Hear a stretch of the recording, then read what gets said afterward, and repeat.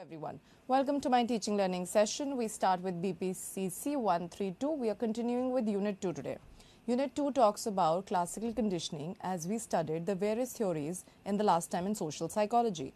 Social psychology greatly has an involvement of learning because we need to know our interaction with people, which is social psychology deals essentially with interacting with other human beings, the influence of social interaction, the influence of imagined, and the influence of real presence of people. So learning theories are an essential part of it. So let's begin with the learning theories. First is classical conditioning. We need to know classical conditioning was given by Ivan Pavlov. Ivan Pavlov himself was a physicist, and he spoke about how the learning can be given in terms of conditioning, which was called SSR conditioning, which is a stimulus leads to a stimulus which automatically gives a response. That means he connected the meat powder. The experiment was done on an animal, and the animal gave an unconditioned stimuli to an unconditioned response.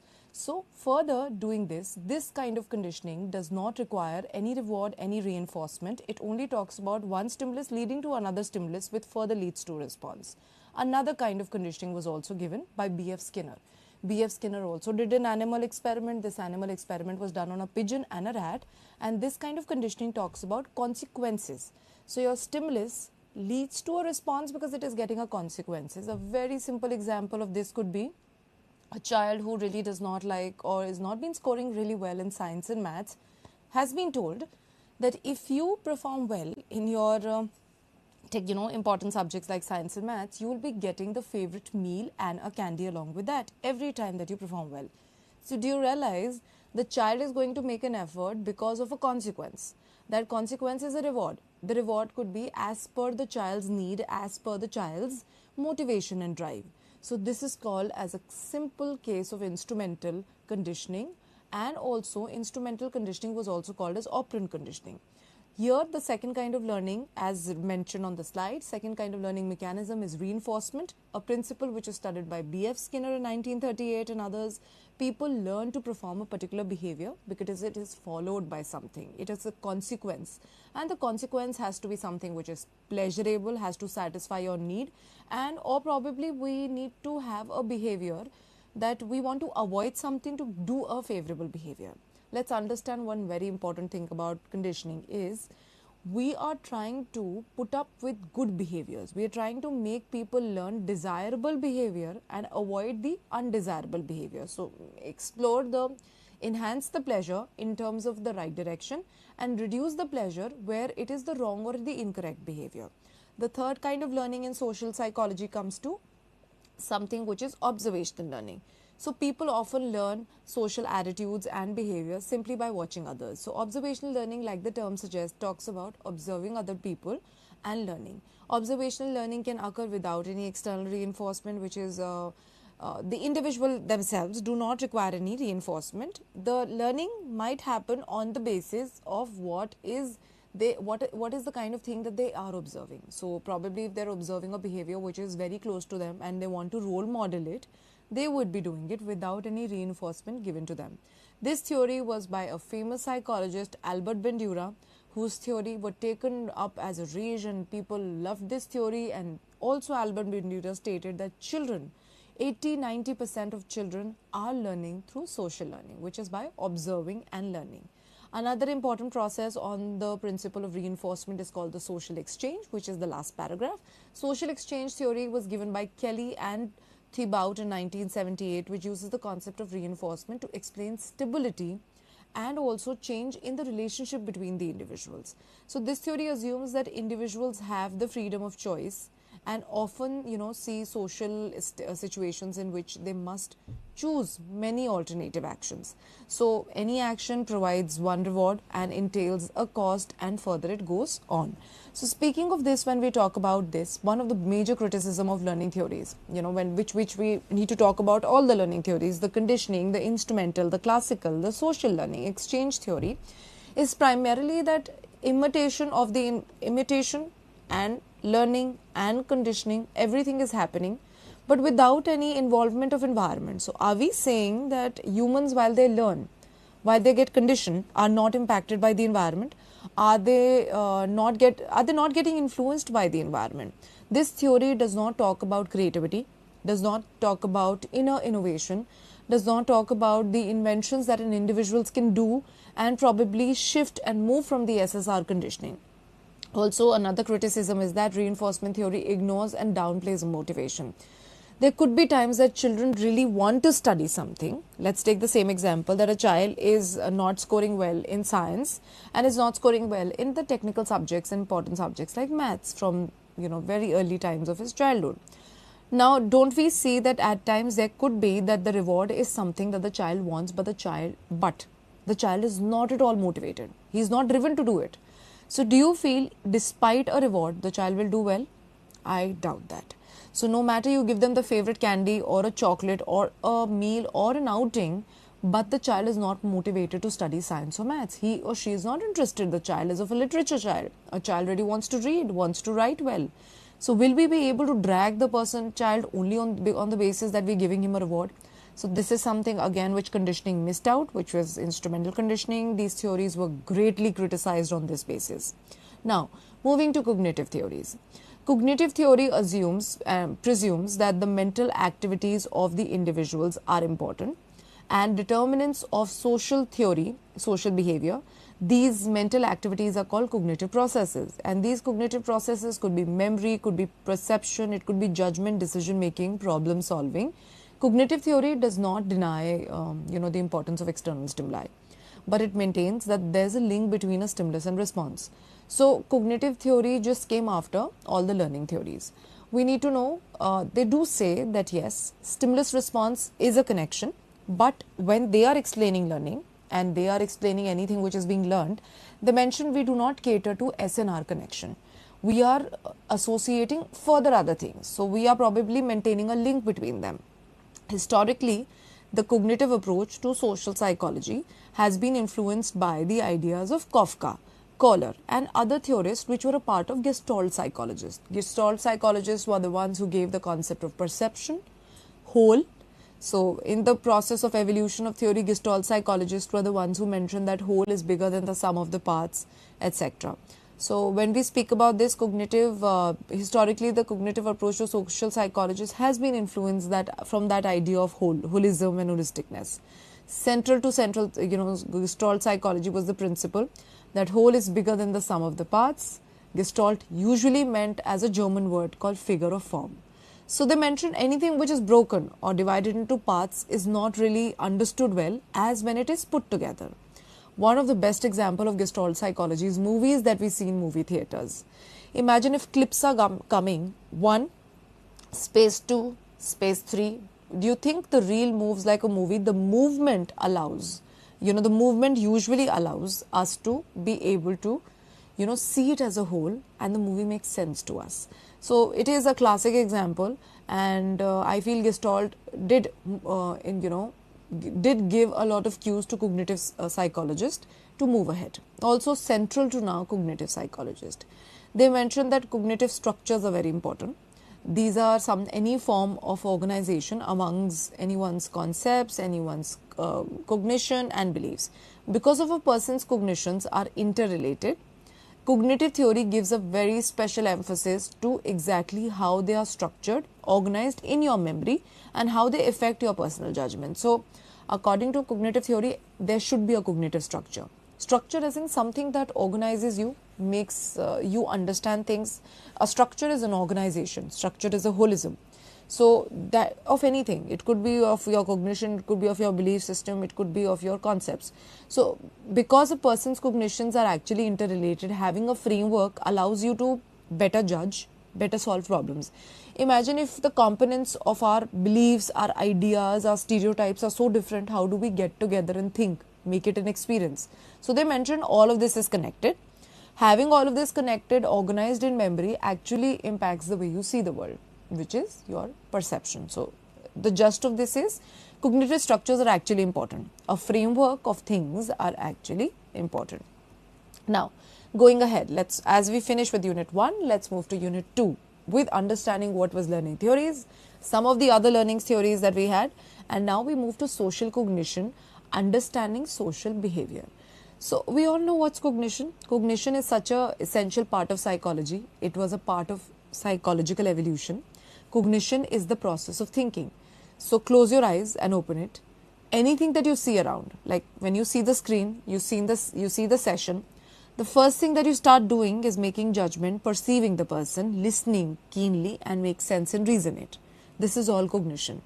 So what could be social cognition? Social cognition is usually the process by which we understand, interpret, analyze and remember information about the social world, which also accommodates people, situation, influences by people. And social cognition is the way we process the social information, something which is coming in from a social category of a place. So cognition is more about the person, about you, about how are you thinking, how are you perceiving, how are you understanding.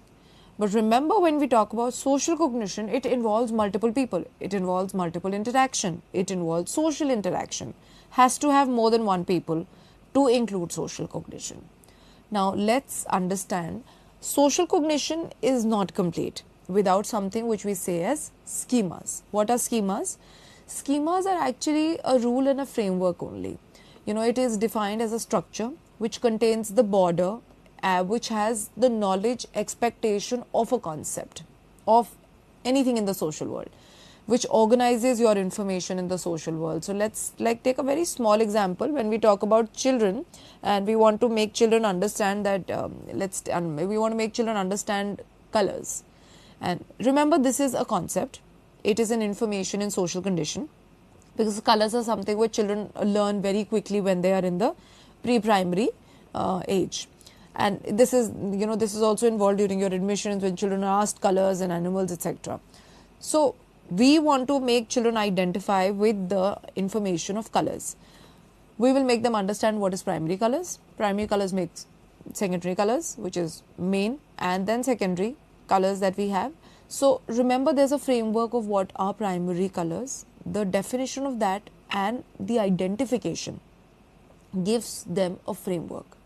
So anything beyond that, like anything beyond a red, red and a yellow, red and a green and a blue, will be considered not a primary color. So because of the framework of the shade and understanding. Now any mix like a purple, any mix which is like a navy blue, any mix which is a cyan green, a sea green.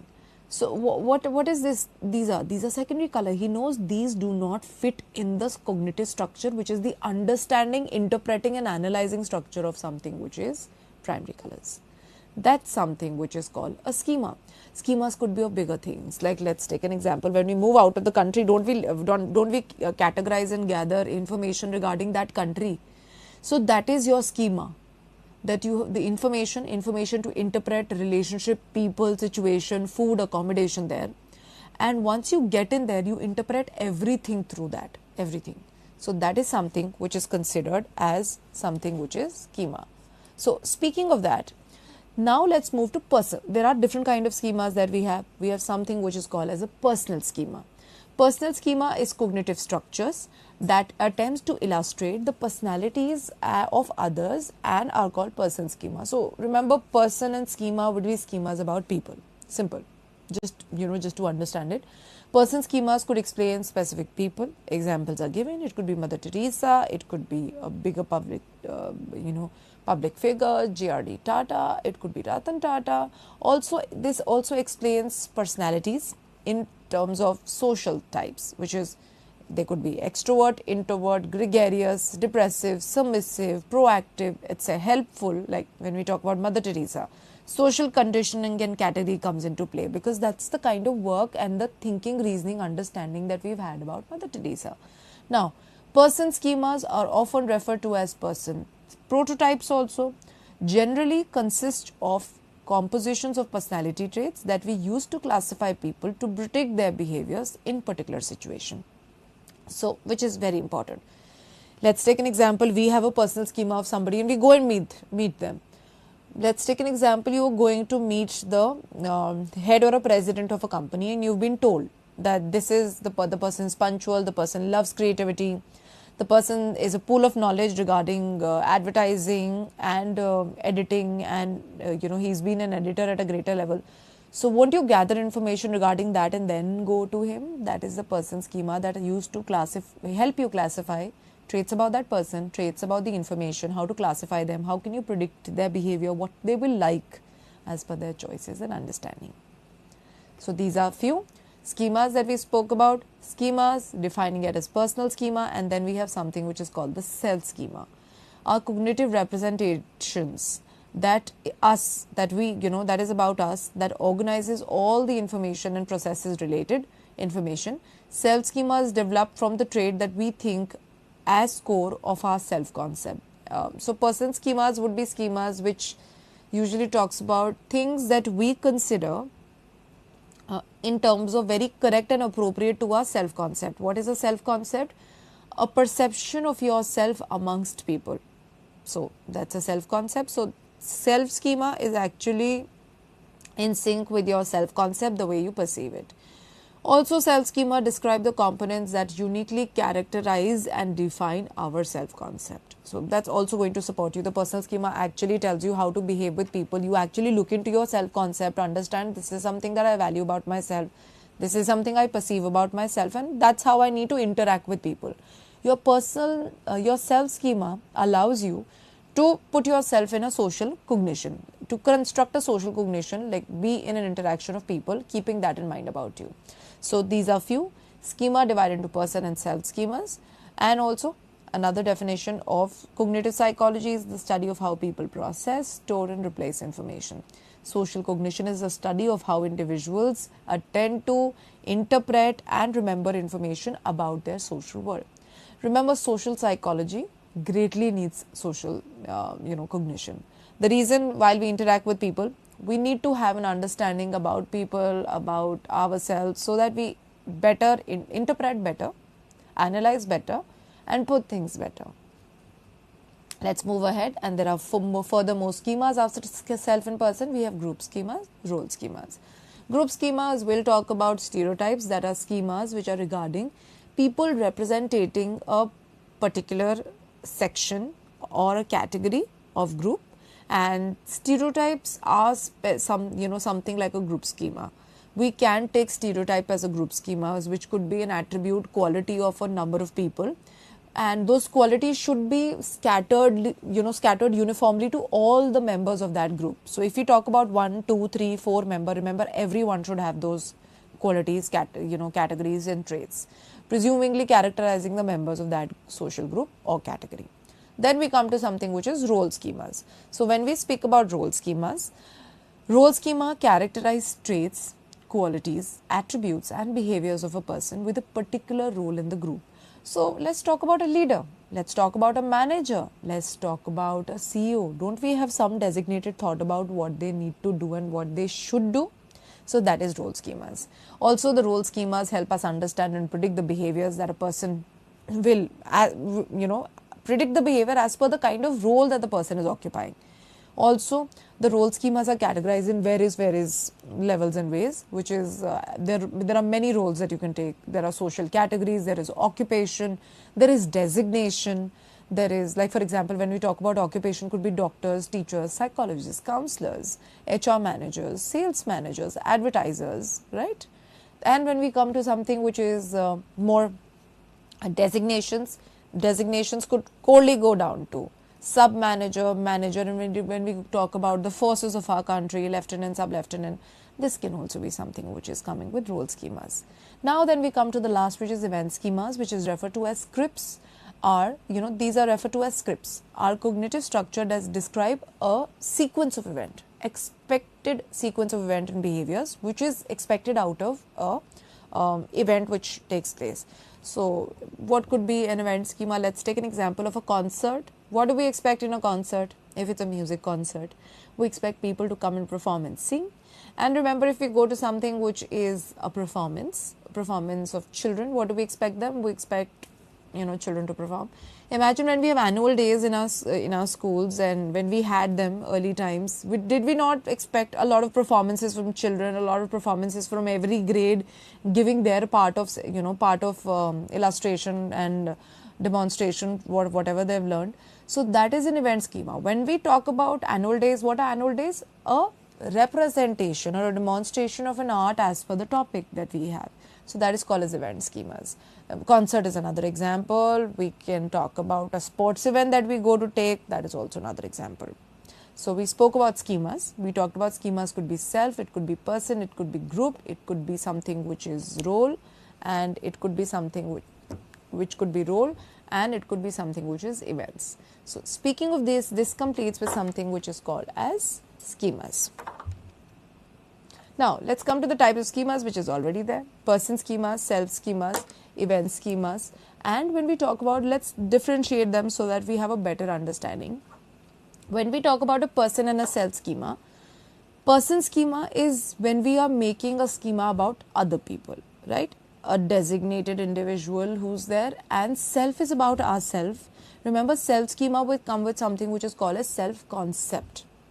And when we talk about event and role, remember, group and events are different. Group is a category which is already formed, a section of society which is already formed.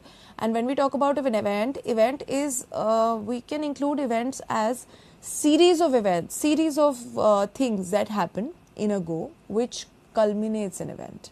Role schemas could be in any, it could be a part of group also, it could be a part of event also. So this completes with something that we talk about as schemas. Now, let's understand when we talk about the event, the impact of schemas. Do we really need them? Let's just understand first, do we really need schemas? I guess we really do need schemas. The important aspect of this is, without schemas, we don't judge people, we don't judge situations, we don't make sense about them. It's difficult to interact, and also social cognition might not be possible really well without schemas. So let's now come down to understanding the impact of schemas. So when we speak about schema provide us a practical tool to make us precise about our social judgments, to an extent by helping us probably going by the codes, encoding, categorizing, organizing, storing, comprehending, retrieving, and also consequently using that information coming from your memory about that group, about that event, and then analyzing the new situation. Let's take the same example. You're going to a concert. When you're going to a concert, remember, you've already gone in a concert which was really good. Really good. You had a great time. The arrangements were good. And now there's another person who's gone to a concert and the concert was really mismanaged. It was not performed well. It was not taken care of. There was a stampede that took place. People were not very well managed. And there was a lot of injuries. Now the two have already experienced a schema. Remember, if they wouldn't have had that social structure and they visit the same place again, will judgment be supported? Yes. The memory will support the judgment. They will make better decision making and problem solving will be better. Now let's take an example. We don't have those schemas. Event schemas don't exist. They again go, they again hate the concert, or they again love the concert, they again hate the concert. So remember, not having a structure, an organized structure in our mind might not allow us to make precise decision and appropriate behaviors in that situation. So when the person who had a bad schema, remember, who felt that the concert was mismanaged, they were stampede, now that person is better prepared, is not inappropriately dressed, they are rather appropriately and safely dressed. So that's that can be taken care of. Now let's come to something which is the driven appropriate behaviors in a given situation. Schemas are theory driven. Yes, they have an impact on memory. And the last, the impact of schemas on inferences in social situation. So schemas are theory driven. Let's understand this categorization. Being originated from our previously acquired knowledge about the social surroundings, schemas function as theory driven structures. That is, they enable us to classify and organize our specific and social interaction in a broader form. So when we talk, let's understand another thing.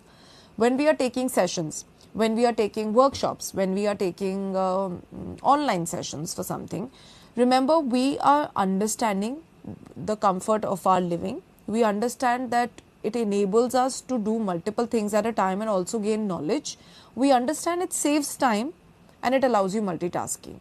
So this is the same way that to understand that actually schemas also theory driven. They require a categorization that enables them to classify to categories to concepts.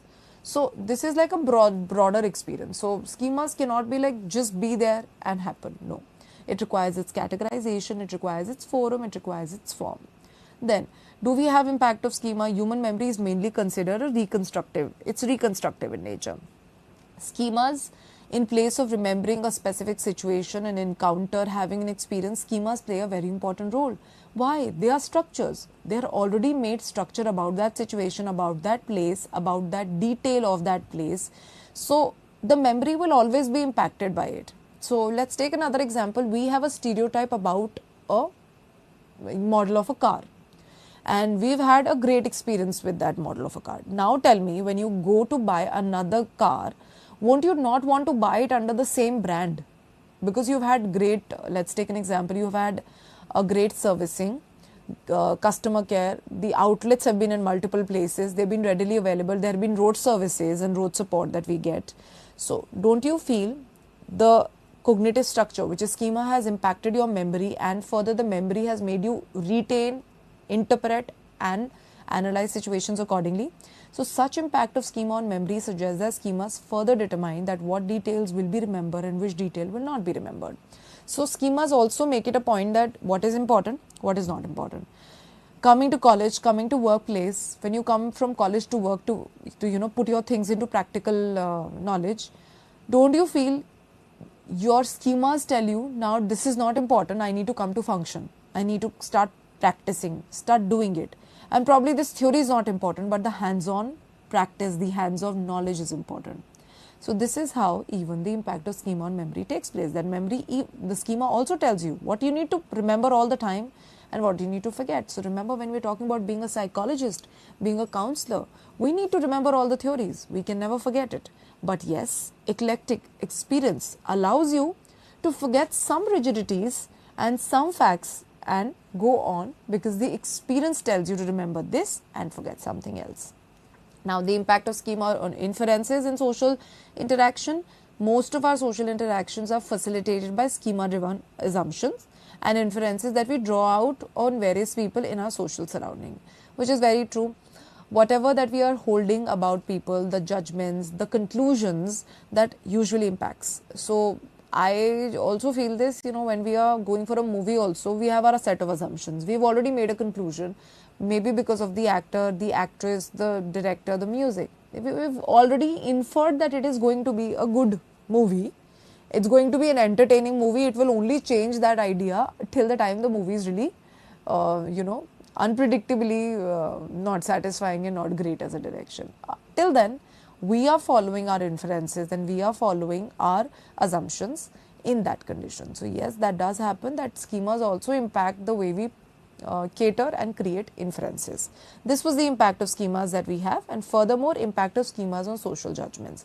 See, when we talk about social judgment, any judgment which is formed in a social situation, particularly a person's schema, represent cognitive structures about evaluating, judging an individual in a social situation. So it does impact our judgment about people, about categories, about information about that people. Schemas are always, if we take about the characteristic, remember schemas are integrated and they're very stable. They don't change. So if you've made a schema, like let's take an example right here, right now about something, and that schema is very intact. Remember, it's very tough to evade that, to remove that. So in a situation, schemas are developed, strengthened by your experience with the passage of time, and they are stored in the form of integrated associated memories and experiences. So during a social interaction, any access to these schemas make them more strengthened. They become more capable of understanding a situation, a practice, a particular person's schema, and it becomes a whole. It becomes usual. So they have strong association. This strong association allows us to connect the components. This is Fiske and Dyer in 1985 who suggested this. Coming and completing the impact of schemas, let's understand the modes of social thought processing. So social thought processing has some theories. Why are we moving from social cognition to social thought? To understand that social thought is the thinking and reasoning that is going on when we are part of the social structure, a social organization. maybe a number of people, maybe an event, maybe a situation, a group interaction, a panel discussion, etc. So social thought could be anything. Now we need to understand how does this social thought processes. The continuum model of processing is the first. Our presumptions is that the prejudices often result from distorted thoughts and beliefs. So we understand what is a stereotype. Stereotypes are qualities which is common to a cluster of people. So that means a group of people will have qualities and traits which are going to be common to all of them. All of them have to reflect that quality and that trait. Prejudice is usually negative in nature, whereas stereotype can be both positive and negative. And it is said that often they result from distorted thoughts and very biased evaluation. Something which is convenient, something that we feel is likely for us. So, however, our thought is not always guided by presumptions and prejudices in order to minimize. So, it's not that we are always using prejudices so that because it saves time, it saves energy. Also, it saves the cognitive thought, like, cognitive misers. We don't have to be cognitive misers. So, instead, we often analyze the cognitive social information in a very cautious and a vigilant and a systematic way. So, when we are talking about such progressive manner, Fiske and Newberg suggested that we process information along a continuum setting, starting from a category driven schema processing to driven schematic processing. So, it says that we usually start from a schema driven thing and then we go to data.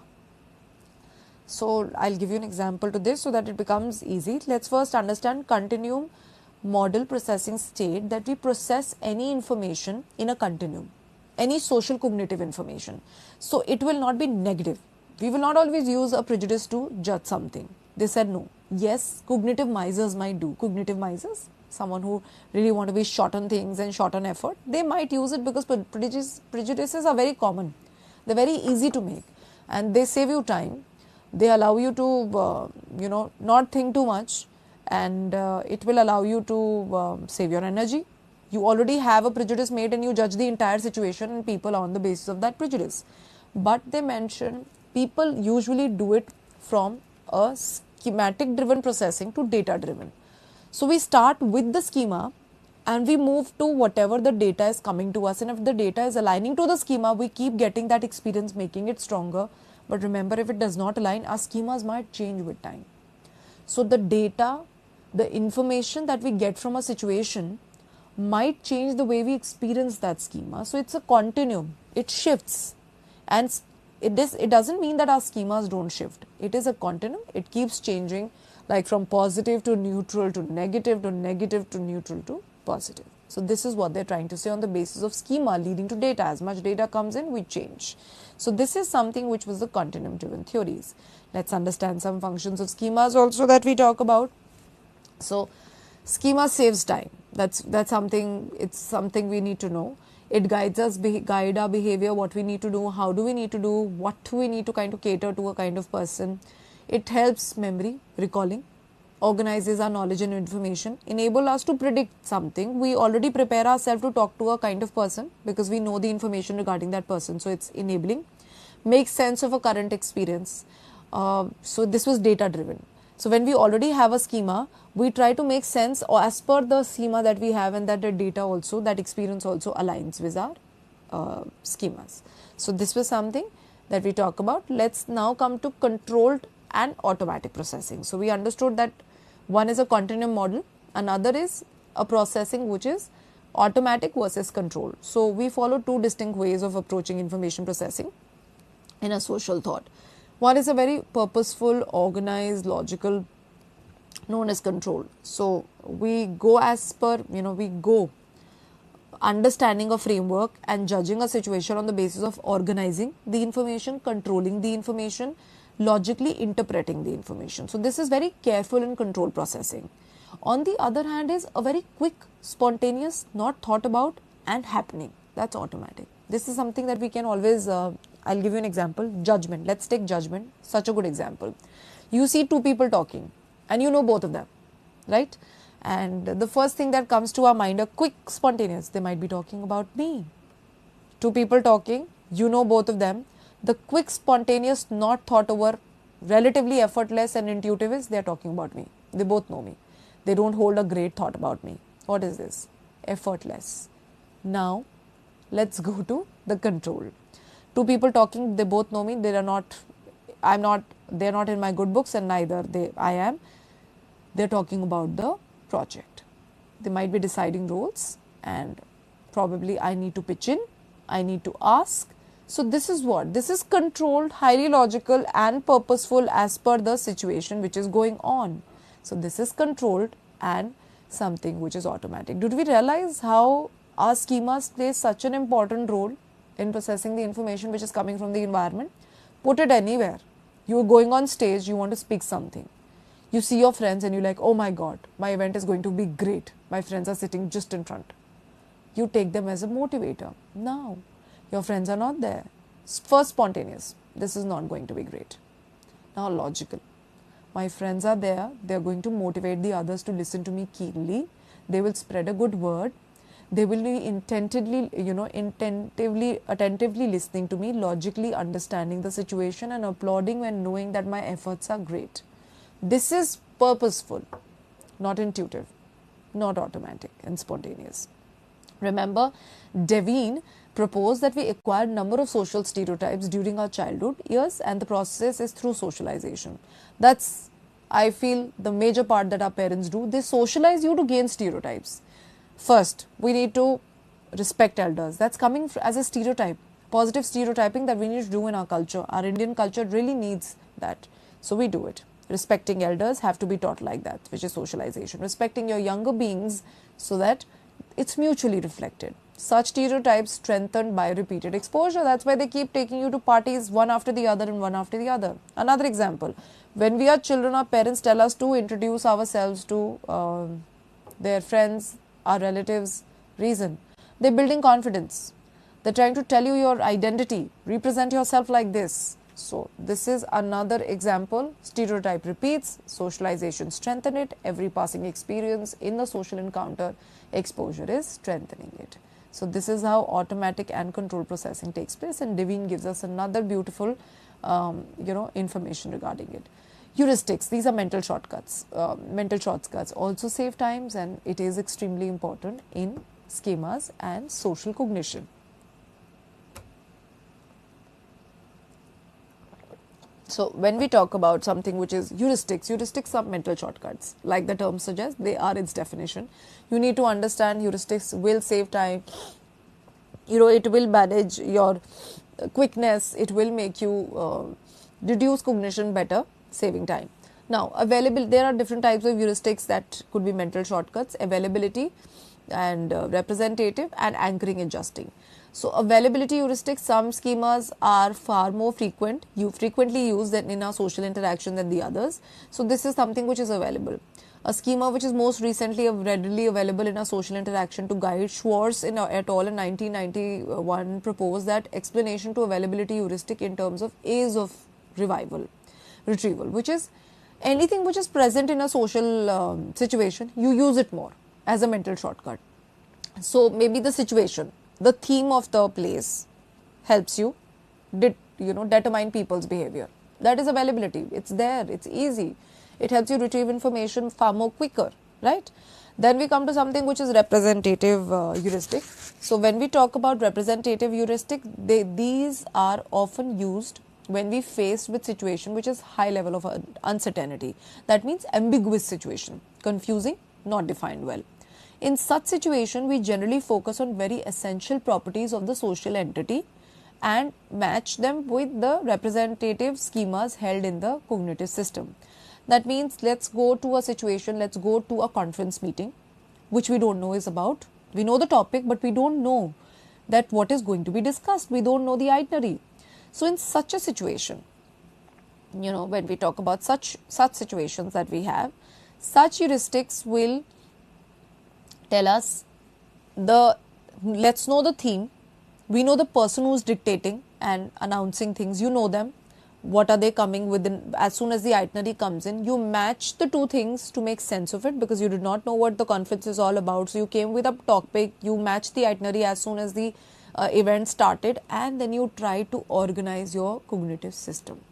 This is something which is called as representativeness. We try to represent that event, that situation as per what is generally very essential property, and itineraries are essential properties of the of a workshop, of a situation, etc. Now let's come to something which is anchoring and adjusting heuristic. So in a situation where we are required to take social decisions or to express our opinion on some social issues about which we do not have an expertise, we usually try to make a guess based on what is workable in that situation. So this cue functions as a starting point and anchors further. We keep making modifications. So this is something, let's go to a situation that you're completely unaware about. We're not even talking about ambiguous situation. We're talking about situations that we are completely unaware of, a situation we don't have an expertise. So let's talk about the fact that you all might be studying psychology, political science, or let's talk about sociology, something which is very connected to us. So political science, and you try and go for a session in political science, and you do not have an expertise to that. Now you get the topic in democracy. That is what they're studying. Whatever that you know about democracy, you will try and use that to link that entire situation. So it's what is workable in that situation. We try to use that as a workable cue and then deduce and understand and conclude and infer the entire situation. So these are something which is mental heuristics. Common uses of heuristics are, it reduces your mental effort. It aids judgment also. So it's just not that it is reducing the time and your effort, it will aid your judgment, makes it a little more comfortable, helps in problem solving. Also, it simplify complex and difficult questions. Things that you like in an unknown situation, a workable cue actually is going to simplify you rather than being unaware of the entire event or a session. Also, they are fast, they are accurate ways of coming to or arriving to a conclusion. They are quicker ways, and further it helps you solve the problem, make better decisions in that environment with those support of those heuristics that you have. Now, cognitive experiential self-therapy, we have paying attention to inconsistent information. These are some things that we should understand and learn when we are talking about schema, heuristics and social cognition.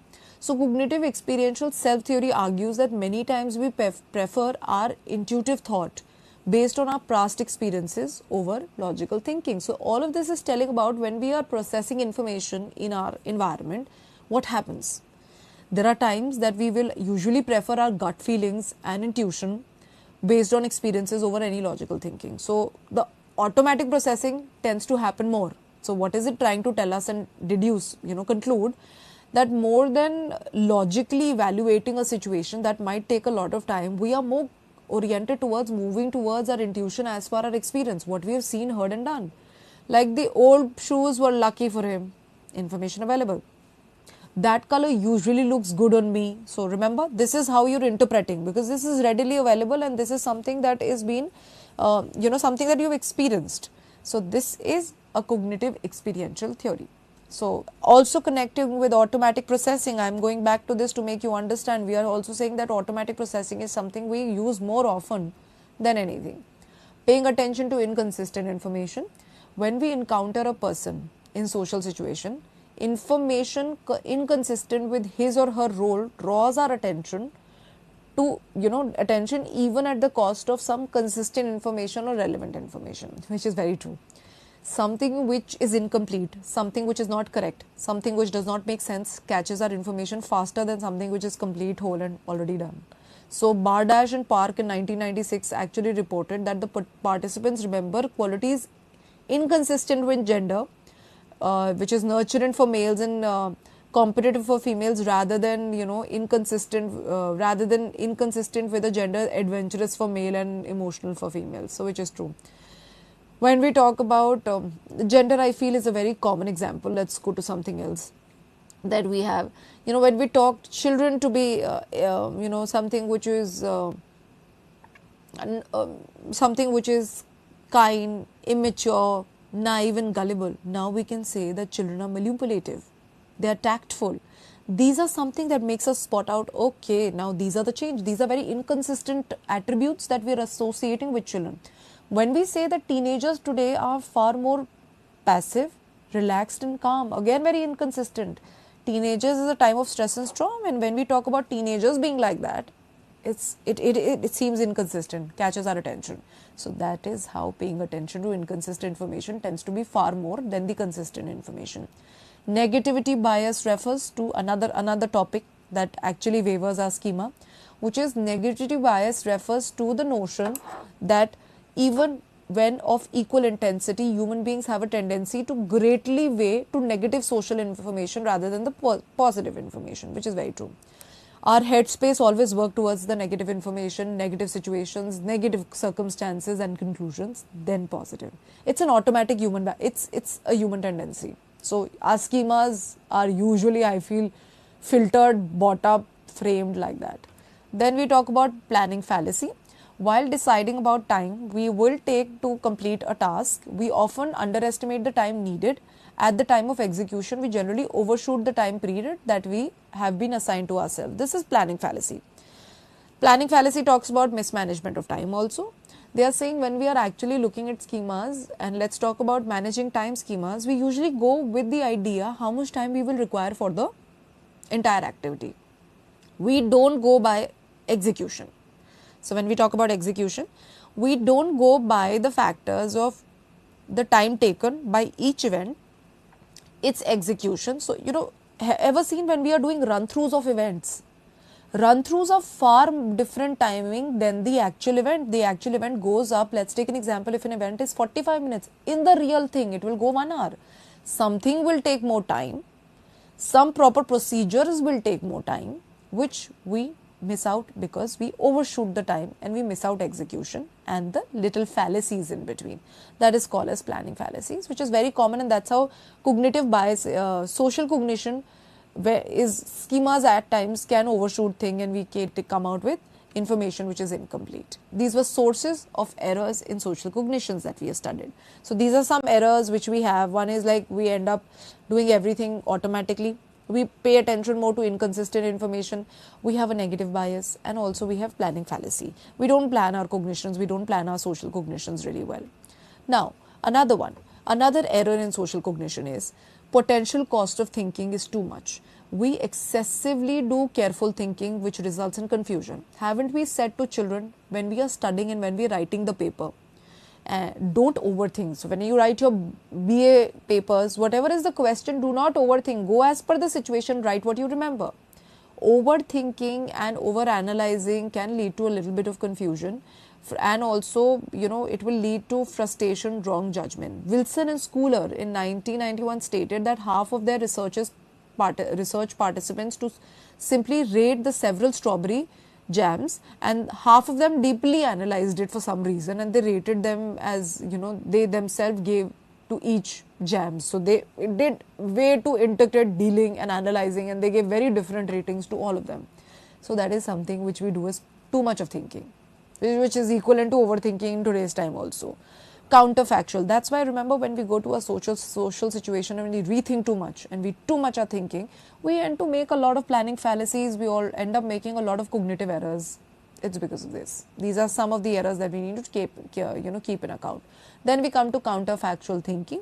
Is a tendency in which people contrary to what actually has occurred. People think about already occurred events by framing the possible alternative in terms of what if I had have only. So example, a cricketer thinks what could have happened if I played that match. So this is a counterfactual thinking, playing something which is not done. If I would have been in this situation, this has happened. So this is again a social cognitive bias. We are always looking forward to things and situation which we are not a part of. So we counterfactual it. Again, it is something which is going to lead to cognitive, when we talk about cognitive errors. Last is magical thinking. Irrational assumptions of situation, when we are too much associating and truly getting into something which could be law of similarity, which is coming from law of perceptual organization, Gestalt. See again how social cognitive psychology is taken from Gestalt.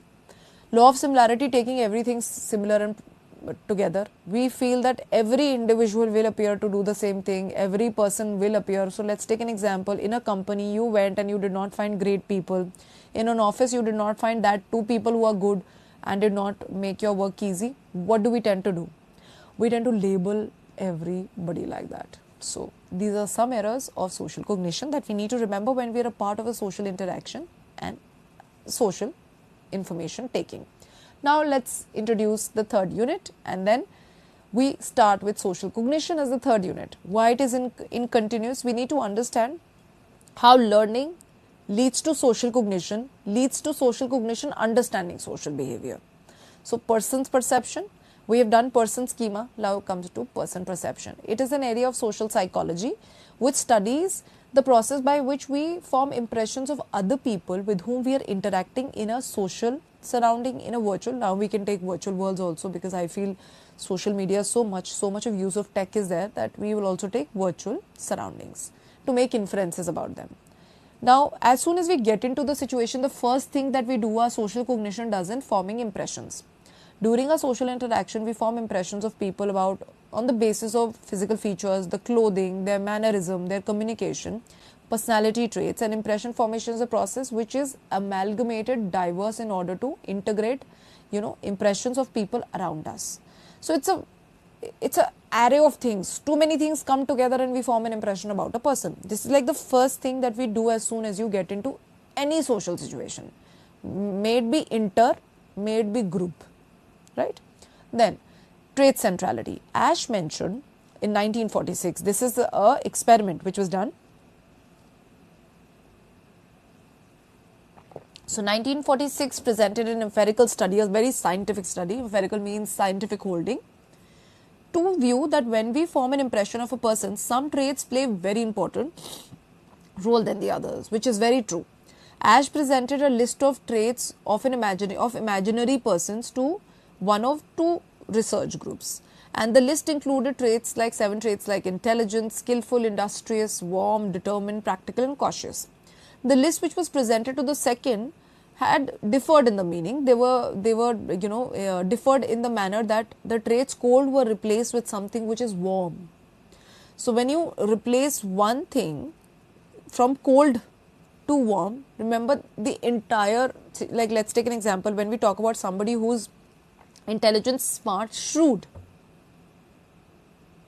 right? Intelligent, smart, shrewd, confident. Now let's change it. Intelligent, smart, helpful, and confident. You realize how that helpful will just change everything. This is the trait centrality which was given by Ash, which was very true. So your first impression will change with some of the terms which hold a very important center of your attention. First impression. Individuals make conscious effort to create a great first impression in interviewing room, joining a group, interpersonal interaction, going on personal, one-on-one interaction. Researchers have mentioned called a primacy effect, and then there is a recency effect, demonstrating when we form the impression on the other person on the basis of the earliest information which is of great value attached to them. Social then the later information received. So we remember the first information more effectively than the information received later. So the first impressions are the best impression, which impacts, it creates a halo effect. That halo that you have, it creates a halo effect. Secondly, primacy effect, this is called as primacy effect, assumes that we pay greater attention to the information received earlier and at the earliest, and we ignore all the kind of information to make any further judgments. We only take that first information. Opposing the primacy effect is called the recency effect.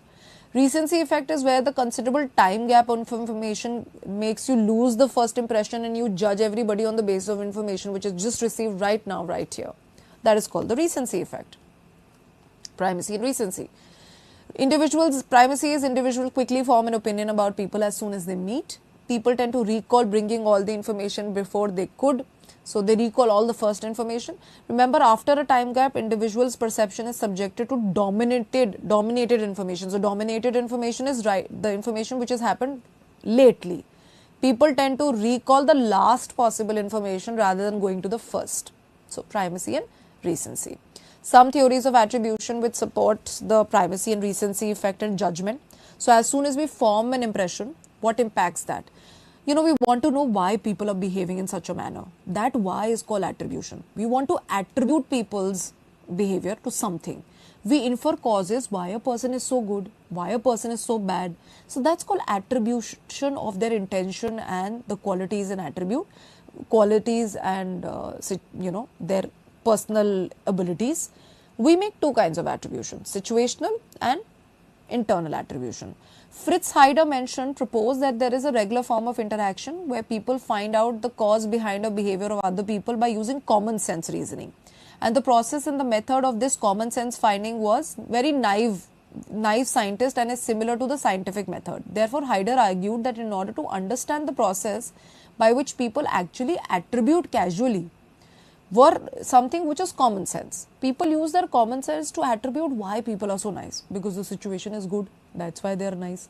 So casual attribution primarily focuses on understanding whether the behavior is attributed to the person's internal, which is called as dispositional, or person's environmental, which is called situational.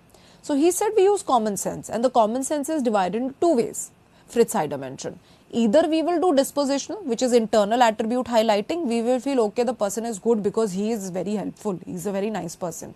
If we feel that the person is helpful and we feel he is not nice, but the situation is very kind to him all the time, we say because people around him are good. So that is called situational attribution. So this was Fritz Heider's common sense dividing into two kinds of attribution. This is something that he gave, naive or a common sense psychology, where we have situational and dispositional attribution.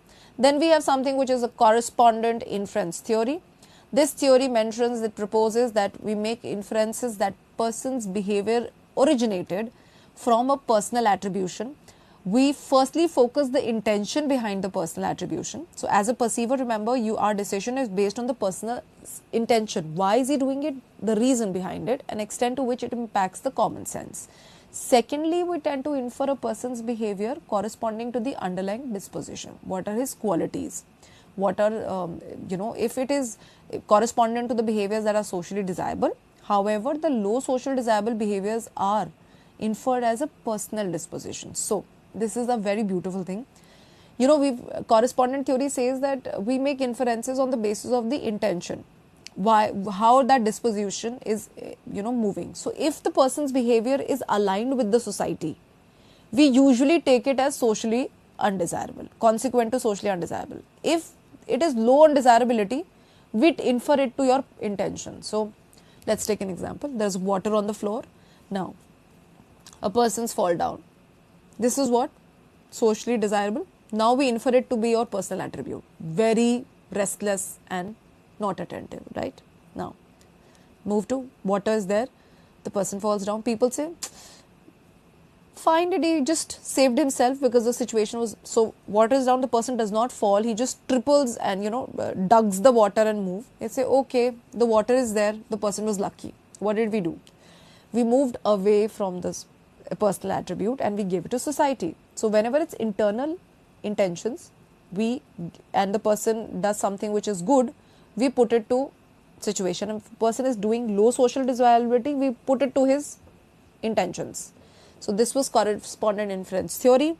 Social desirability and non-common effects are something which is the most thing. Behaviors which are low social desirability leads to making internal. The behaviors which are high desirability goes to situation, which is non-conforming behavior goes to something which is very low social desirability will go to your personal attribute. You will be blamed for not doing well, and if you were saved, the situation will be attributed to it. So these are non-common effects that we have, and this is talking about how we move from social cognition, understanding what is social cognition comprising of, which is schemas. It is comprising of the different kind of schemas, how they function, how they impact you.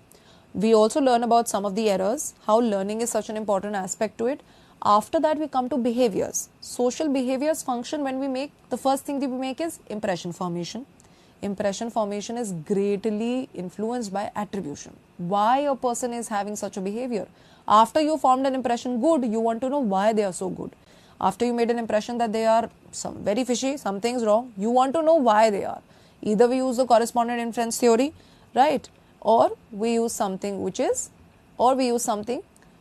the first one, which was the first one, that was the Fritz Heider's theory, that we tend to give it to the person's understanding and attribution.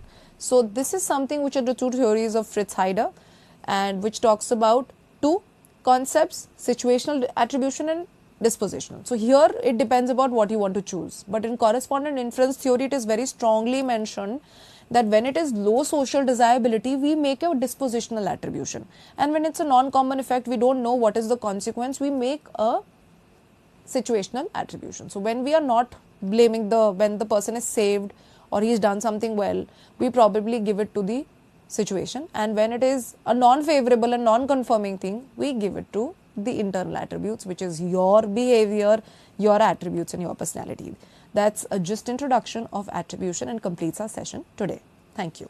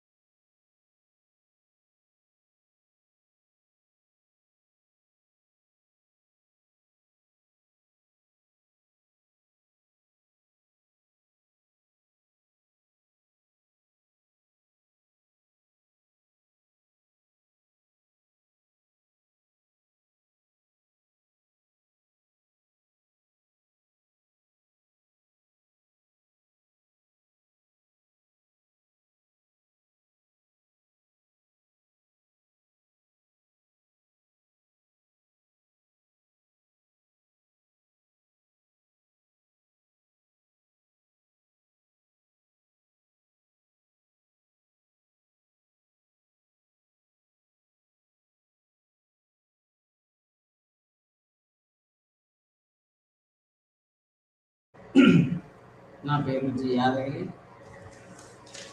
నేను సురవరం ప్రతాప్ రెడ్డి తెలుగు యూనివర్సిటీలో history ఫ్యాకల్టీగా work చేస్తున్నాను.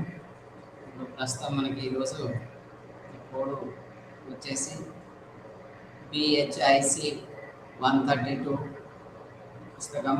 ఆ పుస్తకం పేరు history of India, భారతదేశ చరిత్ర. దీనిలో 300 నుండి 1206 మధ్యలో ఉన్నటువంటి దాంట్లో 15వ యూనిట్ ఈరోజు growth of art, language and literature. ముఖ్యంగా దీనిలో growth of art and language and లిటరేచర్లో ఇక్కడ మనకి ఇచ్చినటువంటిది ఏంటంటే ముఖ్యంగా గుప్తుల యొక్క కళా సాహిత్య సేవ గురించి ఇవ్వడం జరిగింది. అంటే ఇక్కడ ఇవ్వడమేమో 300 నుండి 1206 వరకు ఇచ్చారు, కానీ ఇందులో మెన్షన్ చేసినటువంటిది మనకు ముఖ్యంగా గుప్తుల యొక్క కళా సాహిత్య సేవల గురించి ఈరోజు చర్చించుకున్నాం. ముఖ్యంగా ఏ విధంగా కళాభివృద్ధి యొక్క వాస్తుకళనే కావచ్చు, శిల్పం, పెయింటింగ్, మరి లాంగ్వేజ్, భాష, ముఖ్యంగా సంస్కృతం ఏ విధంగా అభివృద్ధి చెందాది అనేటువంటిది. మరి ముఖ్యంగా గుప్తుల యొక్క కాలాన్ని స్వర్ణయుగం అన్నాం. స్వర్ణయుగం అనడానికి ముఖ్య కారణం ఈ యొక్క గ్రంథాలే ముఖ్య కారణంగా మనం చెప్పుకోవచ్చు. మరి బంగారు నాణాలు కూడా, మరి సరి అయినటువంటి పరిపాలన, పెద్ద సామ్రాజ్యం, వీటన్నింటినీ కట్టుకొని మనం స్వర్ణయుగం అన్నాం. బౌద్ధ మతంలో తీసుకున్నట్టయితే ఇది బౌద్ధ మతానికి అది స్వర్ణయుగం అయినప్పటికీ ఇక్కడ గుప్తులు హిందూ మతానికి సంబంధించినటువంటి రాజులు అయినప్పటికీ అన్య మతాలను, మిగతా మతాలను కూడా ఆదరించి పోషించడం జరిగింది. మరి రాజభాష సంస్కృతం కాబట్టి సంస్కృత గ్రంథాలన్నీ వెలుగులోకి వచ్చాయి. అంటే అంతకుముందు ఉన్నటువంటి మరి పాలి ప్రాకృతం కాదని ఇక్కడ సంస్కృతం వెలుగులోకి రావడం జరిగింది. అంటే ఇంతకుముందు జైన బౌద్ధ మతాల యొక్క గ్రంథాలు విస్తృతంగా ఉండేటువంటి వాటిని మళ్ళీ వేద గ్రంథాలను మళ్ళీ పునరుద్ధరించబడి మరి హిందూ మతం పునరుద్ధరించింది అని చెప్పుకోవచ్చు. మరి దేవాలయాలు నిర్మాణాలు కూడా ఈ కాలంలో ఎక్కువగా జరిగాయి. అంటే ఆ దేవుని మీద ఉన్నటువంటి భక్తి భావన ఇవన్నిటిని కూడా మరి ఈ గ్రంథాలలో పొందుపరచడం జరిగింది. అంటే వాస్తు శిల్పం, చిత్రకళ మరి అపూర్వమైనటువంటి అభివృద్ధి, మరి సంస్కృత సాహిత్యం పెద్ద పురోగతిగా మనం చెప్పుకోవచ్చు. అంటే మనకు సాహిత్యంలో నెలకొల్పినటువంటి అద్భుతమైనటువంటి ప్రమాణాలు కూడా ఈ స్వర్ణయుగం అనడానికి గల కారణాలలో ఒకటిగా చెప్పుకోవచ్చు. మరి ఇప్పుడు ఉన్నటువంటి సంస్కృతం మరి ఆనాడు గుప్తుల కాలానికి శాస్త్రీయమైనటువంటి సంస్కృతంగా మరి తీర్చిదిద్దబడిందని చెప్పుకోవచ్చు. ఇంకొకటి ఈ కాలం నాటికి, గుప్తుల యొక్క కాలం నాటికి ముఖ్యంగా అలంకారాలతోటి అలంకరించబడేటువంటి సంస్కృతంగా మనం చెప్పుకోవచ్చు. అంటే గుప్తులు ముఖ్యంగా హిందూ దేవుళ్ళను పూజించడం జరిగింది, హిందూ దేవతలను పూజించడం జరిగింది. మరి ఇవే కాకుండా ఈ యొక్క గుప్తులలో ఓవరాల్గా తీసుకున్నట్టయితే చంద్రగుప్తుని కాలాన్ని స్వర్ణయుగం అన్నాం. మరి అతని యొక్క మరి ఆస్థాన కవులలో ముఖ్యంగా మనకు అతని యొక్క ఆస్థాన కవులకే నవరత్నాలని పేరు. వీరు 9 మంది సంస్కృత కవులే. మరి ఈ విధంగా మనకు దీన్ని బట్టి చూస్తే సంస్కృతం రాజభాష, మరి అనేక మంది కవులను, పండితులను కూడా పోషించడం జరిగిందిగా మనం చెప్పుకోవచ్చు. మరి ఇక్కడ కళాభివృద్ధి అంటే ఆర్ట్, వాస్తుకళ, శిల్పకళ, చిత్రకళ మొదలైనటువంటి ఎక్కువగా అభివృద్ధి చెందాయి. మరి ఈ యొక్క గుప్తుల యొక్క యుగాన్ని మనం బ్రహ్మణీయ పునర్జీవన యుగంగా చెప్పుకోవచ్చు. ముఖ్యంగా వాళ్ళ యొక్క ఇష్ట దేవతలను, దేవుళ్ళను, వాళ్ళ యొక్క విగ్రహాలను మరి దేవాలయాలను నిర్మించి ప్రతిష్ఠించడం జరిగింది. అంటే ముఖ్యంగా భక్తి సిద్ధాంతాన్ని మరి వారి లోపల ఉండేటువంటి హావభావాలను ముఖ్యంగా వీరు గర్భగుడులను నిర్మించి ఇటుకలతోటి ఫస్ట్ నిర్మించి ఆ తర్వాత వీళ్ళ మొదటి దశలో ఇటుకలతోటి నిర్మించారు. తర్వాత దశలో రాయితోటి నిర్మించడం జరిగింది. మరి గుప్తుల కాలంలో అత్యంత పురాతనమైనటువంటి దేవాలయంగా చెప్పుకోవాలంటే మరి మధ్యప్రదేశ్లోని సాంచీకి దగ్గరలో ఉన్నటువంటి చైత్యహారు సమీపంలో ఉన్నటువంటి 17వ నెంబర్ గల దేవాలయం, దాన్ని గుప్త దేవాలయం అంటాం. ఇది అంటే మొట్టమొదలు కట్టబడ్డటువంటిదిగా మనం చెప్పవచ్చు. అంటే ఇది భారతదేశంలో ఆలయ నిర్మాణానికి పునాదిగా చెప్పుకోవచ్చు. అంటే ఈ యొక్క దేవాలయం గర్భగుడి, మళ్ళీ తర్వాత ముందట మండపం 4 స్తంభాలతోటి, ఆ స్తంభాల అంటే లోటస్ ఆకారం పైన మరి ఆసీనులై ఉన్నట్టుగా సింహాలను సూచించడం జరిగింది. ఏది ఏమైనా ముఖ్యంగా దేవాలయాల నిర్మాణం ఇక్కడ నుండి జరిగేది. అంటే మొదటి దేవాలయాలకు శిఖరాలు లేవు, గోపురాలు లేవు. తర్వాత దశలోనే గోపురాలు వచ్చినవి. అంటే గుప్తుల కాలంలో శిల్పం ముఖ్యంగా సృజనాత్మకత మరి సౌందర్యం ఉట్టిపడే విధంగా ఒక వారి యొక్క హావభావాలను దానిలో తెలిపే విధంగా మరి చిత్రీకరించడం జరిగింది, మరి వాస్తీకరించడం జరిగింది. అంటే ఇటు పెయింటింగ్ చేశారు, అటు పెయింటింగ్తో పాటు గోపురాల అది స్లాబ్ల పైన మరి పెయింటింగ్లు కూడా, కుడ్డి చిత్రాలు అంటే వాటిని గోడలకు స్లాబ్ల పైన వీటి మీద కూడా కుడ్డి చిత్రాలు వేశారు. శిల్పాలుగా చెక్కారు, రాళ్ళను శిల్పాలుగా చెక్కారు, మరి గుహలలా తొలిచారు. అంటే ఈ విధంగా డెవలప్ చేయడం జరిగింది. మరి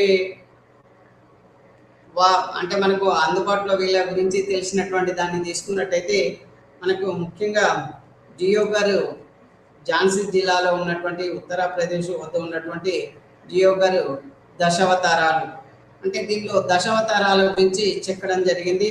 ముఖ్యంగా విష్ణువు యొక్క అవతారాలుగా, అంటే ఒక విష్ణువు ఇక్కడ బిగ్ బాస్గా దేవతలల్లా పెద్ద దేవునిగా చిత్రీకరించడం జరిగింది.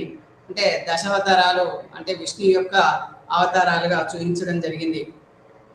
అదే కాకుండా బీటర్గావ్ అంటే కాన్పూర్కు సమీపాన ఉన్నటువంటి ఉత్తరప్రదేశ్లోని ఆలయం, మరి తిగావా దేవాలయం అంటే విష్ణు దేవాలయం, అది కూడా మధ్యప్రదేశ్లో ఉన్నటువంటి జబల్పూర్ జిల్లాలో ఉన్నటువంటిది తిగావా విష్ణు దేవాలయం. తర్వాత బూమ్రా ఆలయం మరి మధ్యప్రదేశ్లోని సత్నా జిల్లాలో ఉన్నటువంటి శివాలయంగా మనం తీసుకోవచ్చు.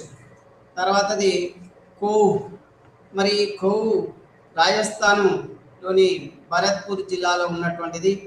ఇది శివాలయం, ఇది ఏకముఖ లింగ శివాలయం. తర్వాతది నాచన కూతార అంటాం, 2 గ్రామాలను కలయికతోటి. ఈ యొక్క నాచన మధ్యప్రదేశ్లో మరి పన్నా జిల్లాలో ఉన్నటువంటిది. ఇక్కడ ఇది శివుని యొక్క భార్య అయినటువంటి పార్వతి దేవాలయం. ఆశ్రమక మరొక దేవాలయం. ఈ ఆశ్రమక సాత్నా జిల్లాలో మరి మధ్యప్రదేశ్లో ఉన్నటువంటిది. ఇది సూర్య దేవాలయం. మరి మందాసూరు లేదా దాన్నే మనం మందాసౌరు అని కూడా అంటాం. ఈ యొక్క మధ్యప్రదేశ్లో ఉన్నటువంటి ఆలయం. మరి ఇక్కడ కూడా సూర్యుడు ఉన్నాడు. తర్వాతది గ్వాలియర్లో ఉన్నటువంటి మధ్యప్రదేశ్లో ఉన్నటువంటి మరి గ్వాలియర్, ఇక్కడ పద్మావతి అంటే పద్మావతి దేవాలయంగా చెప్పుకోవచ్చు. ఇక్కడ యక్ష దేవాలయం, ఇది యక్ష దేవాలయం. మరి యక్షులు అంటే ఎవరంటే ఇటు దేవతలు కాదు, అటు రాక్షసులు కాదు, మధ్యస్థంగా ఉండేటువంటి వారిని మరి యక్షులు అన్నాం. మరి ఆ యక్షుల దేవాలయం ఇది. తర్వాతది బీతారి దేవాలయం. ఇది గాజీపూర్ జిల్లా మరి ఉత్తరప్రదేశ్లో ఉన్నటువంటి దేవాలయం. తర్వాతది ఎరాన్ దేవాలయం. మరి ఇది దేవాలయాల యొక్క సముదాయం. ఇది ముఖ్యంగా ఇది ఎరాను సాగర్ జిల్లాలో మధ్యప్రదేశ్లో ఉంది. మరి అనేకమైనటువంటి శిల్పాలు ఇందులో ఉన్నవి. తర్వాతది మనం దారాంగ్ జిల్లాలో ఉన్నటువంటి బ్రహ్మపుత్ర నది ఒడ్డు ఉన్నటువంటి అస్సాంలోని ఆలయాలు చెప్పుకోవచ్చు. తర్వాతది మన అందరికీ తెలిసినటువంటి మరి మహారాష్ట్రలో ఉన్నటువంటి అజంతా గుహల్లోని మరి సుందరమైనటువంటి చిత్రాలు, మరి గుహలు, ఆ గుహలలో ఉండేటువంటి శిల్పాలు చెప్పుకోవచ్చు. తర్వాత ఉదయగిరి గుహల్లో ఉన్నటువంటి మరి విదిశకు సమీపాన ఉన్నటువంటి మధ్యప్రదేశ్లో ఉన్నటువంటి ఉదయగిరి, విదిశ, ముఖ్యంగా విదిశ ప్రాంతంలో ఉన్నటువంటి రాతి గదులు ఉన్నాయి. మరి రాతి గదులల్లో మరి చంద్రగుప్తుని కాలంలో, రెండవ చంద్రగుప్తుని కాలంలో మరి వీటిని చెక్కించినట్టుగా మనకు తెలుస్తుంది. అంటే 5వ శతాబ్దం నాటి అనేటువంటిది. మరి ఇవే కాకుండా బౌద్ధ మతానికి చెందినటువంటి అనేక మరి స్తూపాలు, చైత్యాలు, విహారాలు కూడా మరి ఉన్నాయి. మరి ఆ విధంగా ఉన్నటువంటి వాటిలల్లో బౌద్ధ మతానికి చెందినటువంటి తీసుకున్నట్టయితే మరి ఉత్తరప్రదేశ్లోని సారనాథ్లోని శిల్పం, అంటే బుద్ధుడు యోగముద్రలో ఉండి తన యొక్క 5 శిష్యులకు ధర్మచక్ర ప్రవర్తనాన్ని బోధిస్తున్నటువంటి మరి ఆసీనుడైనటువంటి చిత్రం దీనిలో ఉంది. తర్వాత బిహారు, రాజ్గిర్, బిహార్లోని నలంద యూనివర్సిటీలో ఉన్నటువంటి రాజ్గిర్ ప్రదేశంలో. తర్వాతది జౌలియన్ మొహరా మరద్ అనేటువంటి ప్రాంతం. జౌలియన్ మరియు మొహరా మరద్ ఇవి పాకిస్తాన్లో ఉన్నాయి ప్రస్తుతం. నెక్స్ట్ది మరి గాంధార ప్రాంతంలో ఉన్నటువంటి, మరి పాకిస్తాన్లోని గాంధార ప్రాంతంలో ఉన్నటువంటి పుష్కలావతి ప్రదేశం. తర్వాత సారనాథ్లోని దమేకా స్తూపం. మరి ఇది వివిధ రకాలైనటువంటి జామితీయ నమూనాలతో ఉన్నటువంటి ఈ యొక్క స్తూపం. ఇది దమేకు స్తూపం సారనాథ్లోనిది. తర్వాత కుమారగుప్తుడు నిర్మించినటువంటి మరి ప్రపంచ ప్రఖ్యాతిగాంచినటువంటి నలంద యూనివర్సిటీ. మరి ఇదే కాకుండా ఆ యూనివర్సిటీలో 300 అడుగుల ఎత్తున మరి ఆ దిబ్బ పైన 300 అడుగుల ఎత్తున్నటువంటి దిబ్బ పైన దేవాలయాలను నిర్మించడం జరిగింది. అంటే బౌద్ధ దేవాలయాలను నిర్మించడం జరిగింది. తర్వాతది మహారాష్ట్రలోని బౌద్ధ చైత్యాలు, మరి గుహ నిర్మాణాలు, మరి విహారాలు ఉన్నవి మహారాష్ట్రలో. అవి చెప్పుకోదగ్గ ప్రదేశాలంగా తీసుకున్నట్టయితే కన్వేరి, మరి బాజా, జున్నారు, బేడ్సా, మహారు మొలాంటి మరి మహారాష్ట్రలో ఉన్నాయి. మహారాష్ట్రలోనే కాకుండా మరి ఆంధ్రప్రదేశ్, తెలంగాణ, కర్ణాటకలో కూడా మనకు అనేకం ఉన్నాయి. మరి రాజగిరిలోని, బీహార్లో ఉన్నటువంటి రాజగిరిలోని జైన దేవాలయాన్ని తీసుకుంటే ఆ జైన దేవాలయాన్ని మణినాగా జైన దేవాలయం అంటాం. మణినాగ జైన దేవాలయాన్ని కూడా మనం చెప్పుకోవచ్చు. తర్వాత శిల్పాలను తీసుకున్నట్టయితే ముఖ్యంగా ఇక్కడ శిల్పాలు హిందూ మతంలోని బ్రహ్మణ దేవతలను, మరి బౌద్ధ మతంలోని బుద్ధుని బోధిసత్వ శిల్పాలను, విగ్రహాలను మరి ఎక్కువగా చెక్కడం జరిగింది. అంటే శిల్పి తన ఉలితో రాయిని శాశ్వతమైనటువంటి సౌందర్య రాశిగా సొగసులు అద్ది సృష్టించాడు. అంటే ఈ సృష్టికి అందించినటువంటి మరి సొగసైన సౌందర్యమైనటువంటి ఈ శిల్పాలను అందించడం జరిగింది. మరి ఆ విధంగానే కొన్ని శిల్పాలను తీసుకున్నట్టయితే శివ, కార్తికేయ, గణేష, మరి ఇవే కాకుండా డియోగర్లోని దశావతారాలు, మరి విష్ణువు యొక్క అవతారం ముఖ్యంగా అంటే రామకృష్ణుల యొక్క దశావతారాలుగా మనం చెప్పుకోవచ్చు. అంటే ఇవన్నీ బ్రహ్మ దేవాలయాలుగా మనం చెప్పుకోవచ్చు. సూర్య దేవాలయం కూడా. మరి బుద్ధుని బోధిసత్వ విగ్రహాలుగా మరి బౌద్ధ మతంలో ఎక్కువగా బుద్ధుడు బోధిసత్వ విగ్రహాలు అంటే వివిధ రకరకాలైనటువంటి శిల్పాలను చెక్కడం జరిగింది. అదే జైన మత తీర్థాంకర్లు అంటే జైన మతంలో 24 మంది తీర్థాంకర్లు ఉంటారు. మొదటివాడు మరి వృషభనాథుడు, 23వ వాడు పార్శ్వనాథుడు, 24వ వాడు వర్ధమాన మహావీరుడు మొదలైనటువంటి విగ్రహాలు ఎక్కువగా చెక్కడం జరిగింది. మరి అదే కాకుండా మధ్యప్రదేశ్లో శివుణ్ణి విష్ణువుని కలిపి చెక్కారు, హరిహర దేవునిగా మరి చెక్కడం జరిగింది. మరి అదే కాకుండా ఆ దేవాలయంలోనే మరి కృష్ణుడు గోవర్ధన పర్వతాన్ని ఎత్తినటువంటి దాన్ని, మరి అదే కాకుండా ఇంకో ప్రదేశంలో కూడా అర్ర దేవాలయం ముఖ్యంగా వారణాసి జిల్లాలో ఉన్నటువంటి అర్రలో కూడా ముఖ్యంగా ఇలాంటి శిల్పాలను చెక్కడం జరిగింది. మరి ఇరాన్లోని ఈ శిల్పాలు మరి కళాత్మకంగా మరి సముద్రగుప్తుడు ఎక్కువ చెక్కించినట్టుగా మనకు ఆధారాలు ఉన్నాయి. అంటే ఇవి హూనుల దండయాత్రతోటి ధ్వంసమైన ఇరాన్లోని దేవాలయాలు. తర్వాత విష్ణువు యొక్క అవతారాలలో అతి ముఖ్యమైనటువంటి అవతారం ఇక్కడ గుప్తుల కాలంలో ఏంటంటే వరాహ అవతారం. అంటే ఒక మనిషి, ఆ మనిషి తలకు మాత్రం మరి యొక్క వరాహ తల ఉండడం జరుగుతుంది. అంటే ఇక్కడ విష్ణువే ఈ యొక్క వరహం అంటే పంది అవతారంగా ఎత్తి ఈ మునిగిపోతున్నటువంటి భూగోళాన్ని, ఈ భూమిని సముద్రం నుండి పైకి తన కోరల ద్వారా పైకెత్తినటువంటి సన్నివేశాన్ని ఇందులో చూపించడం జరిగింది. అంటే ఇది పురాణ కథలను కళాత్మకంగా ఇక్కడ విష్ణు యొక్క పురాణంలో కూడా ఇదే చెప్పడం జరుగుతుంది. విష్ణు పురాణంలో మరి ఈ యొక్క విష్ణు పురాణంలో ఉన్నటువంటి కథను ఇక్కడ శిల్పంగా చిత్రీకరించడం జరిగింది, చెక్కడం జరిగింది. మరి ఇదే కాకుండా ఒక స్తంభం పైన దీపార్షాలు వచ్చే విధంగా గాఢ చిత్రం కూడా ఉంది. మరి ఆ గాఢ చిత్రం పాదాల కింద 2 సింహాలు ఉన్నాయి. మరి ఆ సింహాలు ముఖ్యంగా మౌర్యుల కాలం నుండి మనం సింహాలను చెక్కడం జరిగింది.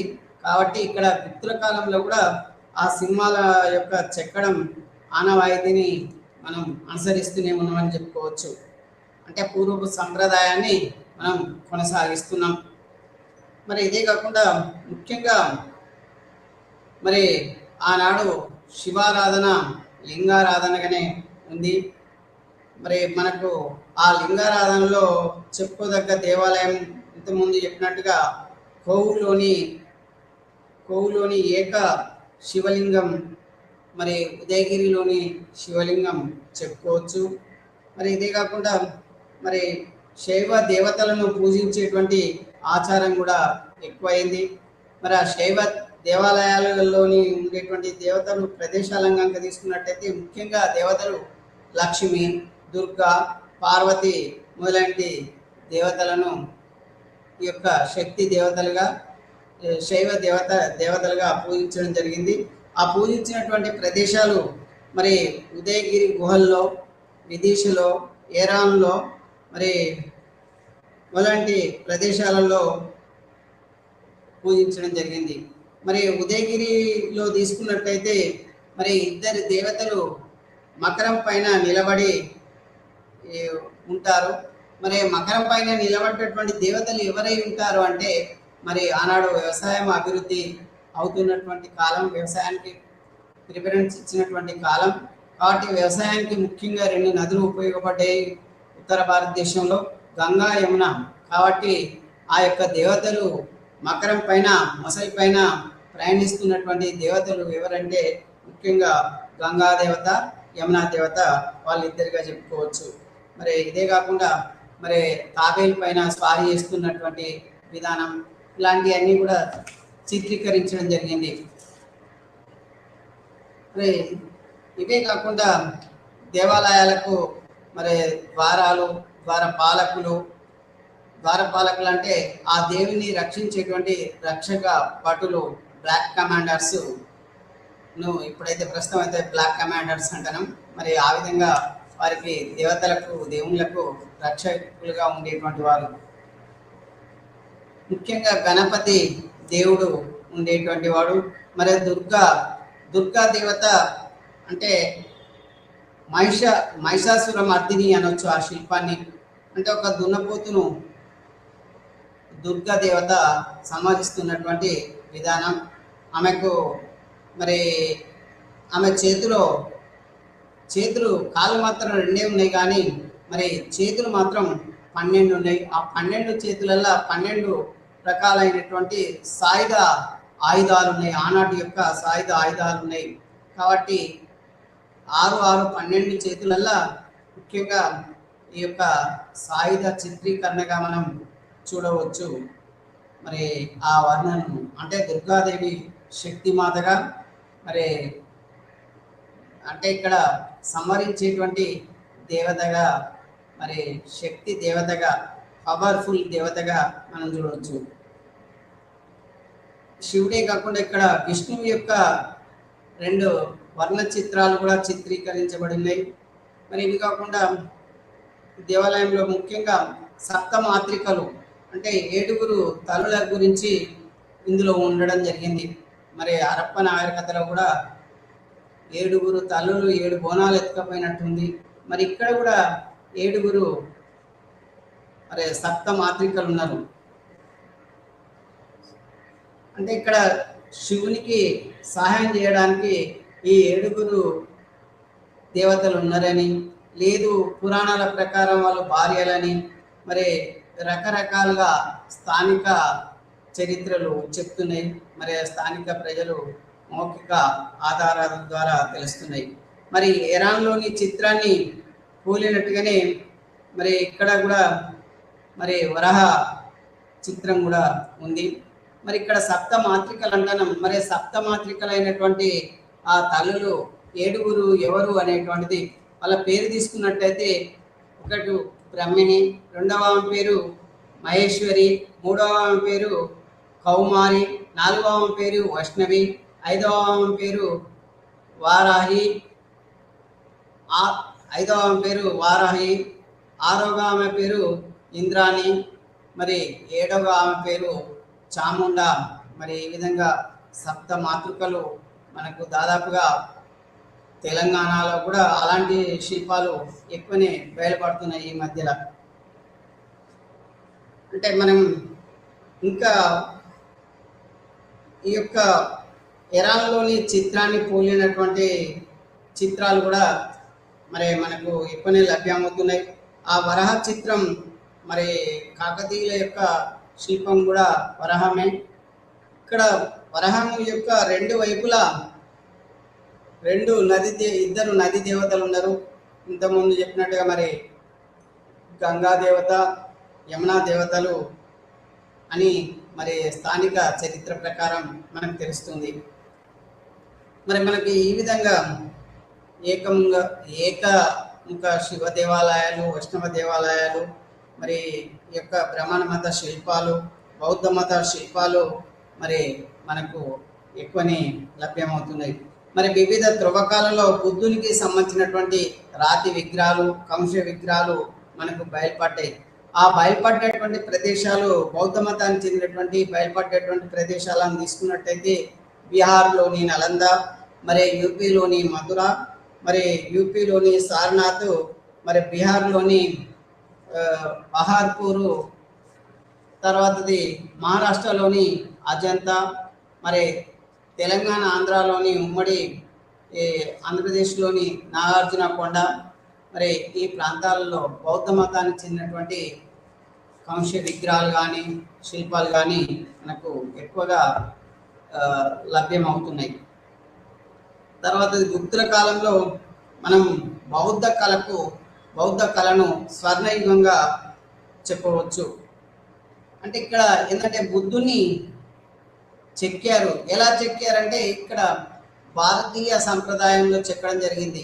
అంటే గాంధార కళలోని విదేశీ విధానంలో కాకుండా మరి మన భారతీయ విధానాన్ని, మన సంప్రదాయ విధానాన్ని మరి కొట్టవచ్చే విధంగా మరి యొక్క బుద్ధుని యొక్క విగ్రహాలను అలంకరించడంలో కానీ, వారి యొక్క బుద్ధుని యొక్క లక్షణాలు తెలపడంలో కానీ మరి హాల్ మార్కుగా ఉండే విధంగా చెక్కడం జరిగింది.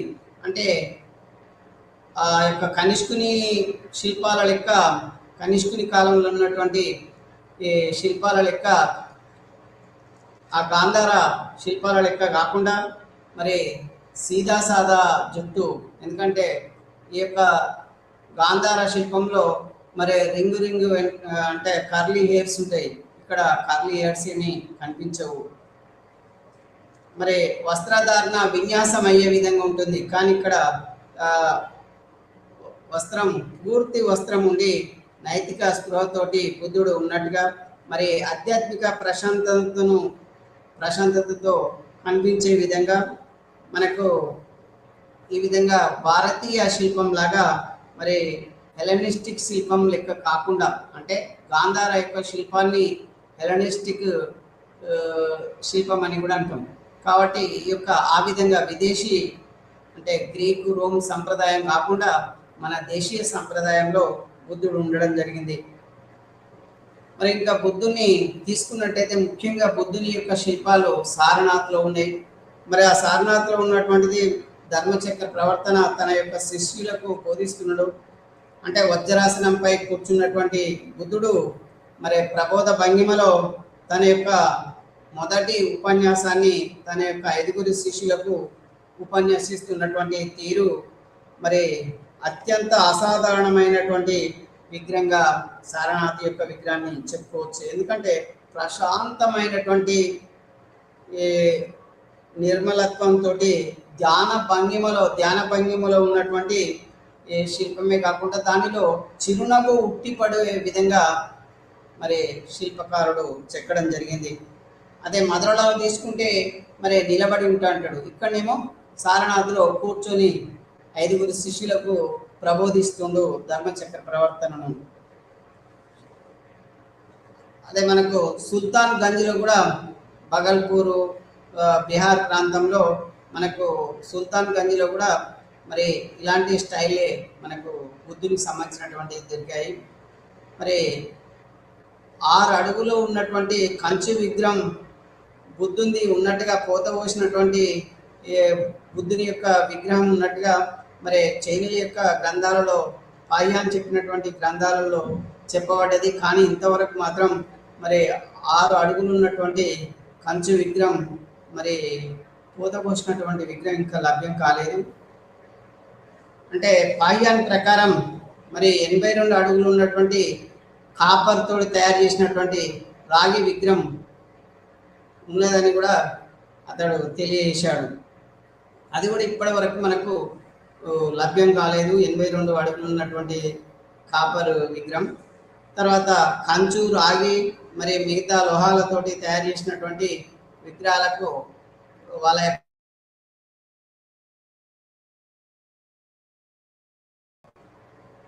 ఈ యొక్క సాంకేతికతను, ఈ లోహ సాంకేతిక పరిజ్ఞానాన్ని మనం చెప్పుకోవచ్చు. మరి ఎందుకంటే వీళ్ళ యొక్క గుప్తుల యొక్క లోహ పరిజ్ఞానం కలిగినటువంటి వారుగా మనం చెప్పడానికి పెద్ద ఉదాహరణ, మంచి ఉదాహరణ ఏంటంటే మొహరీలే, ఢిల్లీలోని మొహరీలే కుతుబ్ మినార్కు పక్కనటువంటి మరి ఉక్కు స్తంభం మరి ఇప్పటికి కూడా త్రుప్పు పట్టలేదు. ఇది వీళ్ళ యొక్క లోహ పరిజ్ఞానాన్ని తెలియజేసేటువంటి అతి ముఖ్యమైనటువంటిగా మనం చెప్పవచ్చు. దీని యొక్క బరువు 6 టన్నుల వరకు ఉంటుంది. దీని మీద చంద్రగుప్త అనేటువంటి మాటలు రాసి ఉన్నాయి. మరి ఇప్పుడు 1500 సంవత్సరాలు గడిచినా ఇది త్రుప్పు పట్టలేదు. మరి ఆనాడు అది ప్రపంచంలో ఉన్నటువంటి పెద్ద ఉక్కు స్తంభం.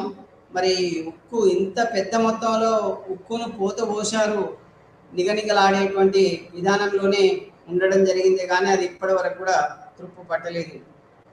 అంటే అప్పటికే ఏ పశ్చిమ దేశాల్లో ఇలాంటి విధానం పోసేటువంటి విధానం లేదు. మరి లోహాలను కరిగించి పోయడంలో భారతీయులు అగ్రగణ్యులుగా మనం చెప్పుకోవచ్చు. మరి ఇదే కాకుండా జైనుల యొక్క శిల్పాలు కూడా మనకు లభ్యమైనవి. మరి ముఖ్యంగా అంటే సముద్రగుప్తుని యొక్క కుమారుడైనటువంటి రామగుప్తుడి కాలంలో మరి దుర్జనాపురం అంటే విదిశా సమీపంలో ఉన్నటువంటి దుర్జనాపురంలో ఈ యొక్క మధ్యప్రదేశ్లో మనకు తేజవంతమైనటువంటి జైన విగ్రహాలు, వాటితో పాటు శాసనాలు కూడా లభ్యమైనవి. మనకు అజంతా గుహల్లోని ప్రపంచ ప్రసిద్ధిగాంచినటువంటి చిత్రలేఖనంతో పాటు శిల్పాలు కూడా అజంతా గుహలల్లో ఉన్నాయి. శిల్పాలు ఆ గుహలలోనే, ఆ గుహనే ఒక గుహ చెక్కి ఆ గుహలోని ఎక్కడో విగ్రహాన్ని తెచ్చిపెట్టకుండా అక్కడ ఉన్నటువంటి బండరాయికి మరి విగ్రహాలను చెక్కడం జరిగింది. అది గుహా శిల్పాలు మరి అజంతాలోనివి చెప్పుకోవచ్చు. దాంట్లో మనకు 9వ గుహలో తీసుకున్నట్టయితే ఒక రాణి కూర్చున్నటువంటి నాగరాజు చిత్రం హైయెస్ట్గా చెప్పుకోవచ్చు. అదే కాకుండా ఉత్తరప్రదేశ్లోని కారిగఢ్లో అశ్వమేధ శిల్పం బయలుపడింది. దానితో పాటు అంటే అస్పష్టంగా ఉన్నటువంటి శాసనం కూడా, శిథిలమైనటువంటి శాసనం కూడా ఉంది. అంటే ఇక్కడ అశ్వమేధం ఎవరు చేసి ఉంటారు గుప్తుల కాలంలో అంటే ముఖ్యంగా మరి సముద్రగుప్తుడు అశ్వమేధ యాగాలు చేశాడు. మరి ఆ అశ్వమేధ యాగ క్రతువు బలి గుర్రం, మరి ఆ యొక్క బలి గుర్రమే అక్కడ చిత్రీకరించబడి ఉన్నట్లుగా మనం గ్రహించవచ్చు. ఎందుకంటే అది ఇసుకరాయి, అది లేత గోధుమ రంగు ఇసుకరాయితో తయారు చేసినటువంటి రాతి శిల్పం, గుర్రపు శిల్పం. మరి వాస్తవ పరిణామం కంటే ఉండవలసినటువంటి గుర్రం కంటే పెద్ద సైజులో ఉంది ఇది. మరి ఇప్పుడు శిథిలావస్థలో ఉంది. అక్కడ దాని మీద శాసనం కూడా ఉంది, శిథిలావస్థలో ఉంది. మరి ఇక్కడ ఈ యొక్క కారిగఢ్ ప్రాంతం అంటే లిచ్చవి ప్రాంతానికి చెందినటువంటిది. మరి కుమారదేవిది 1వ చంద్రగుప్తుని యొక్క భార్య కుమారదేవి. మరి ఆ కుమారదేవి యొక్క తల్లిగారు మరి లిచ్చవిలే. ఆ లిచ్చవి కూటానికి చెందినటువంటి ప్రదేశంలో ఈ యొక్క మరి అశ్వమేధ శిల్పం మనకు బయలుపడ్డది.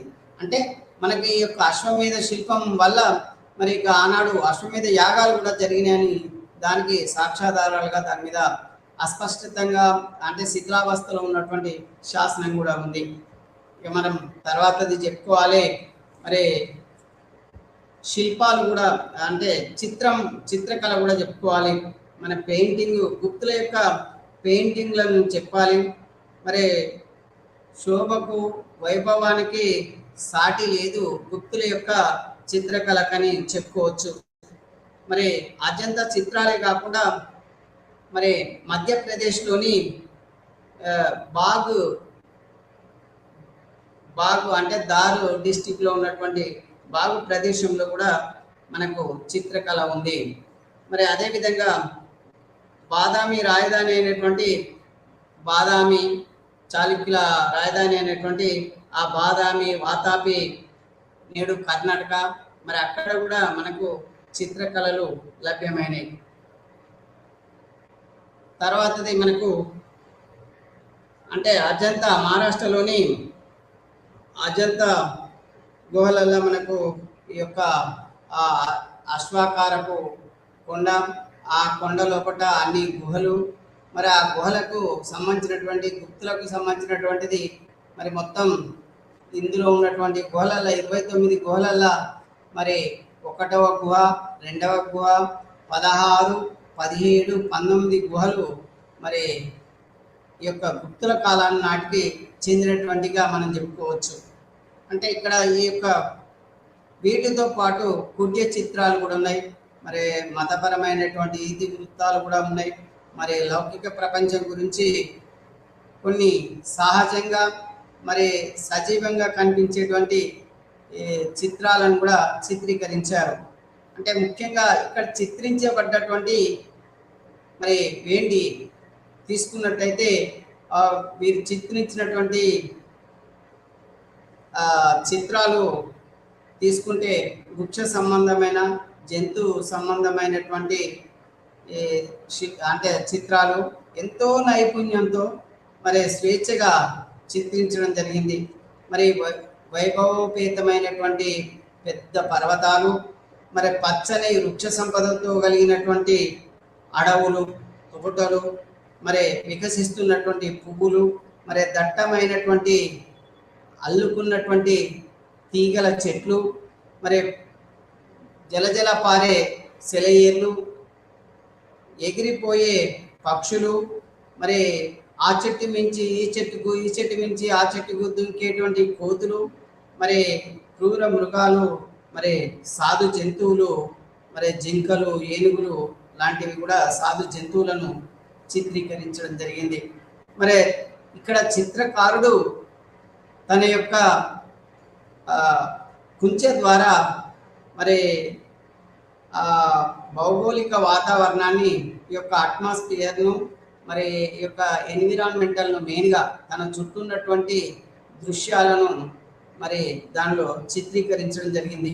అంటే చిత్రకారుడు తన చుట్టూ ఉన్నటువంటి ప్రపంచాన్ని, ప్రకృతిని నిశితంగా పరిశీలించి, గ్రహించి, అర్థం చేసుకొని చూపర్లకు చూపించడం జరిగింది.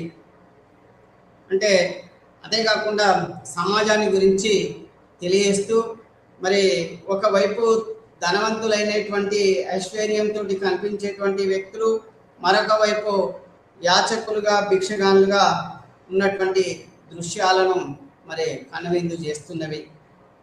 1వ నెంబర్లో బోధిసత్వుడు తన అంటే పరిత్యాగాన్ని ప్రకటిస్తున్నటువంటి దృశ్యం.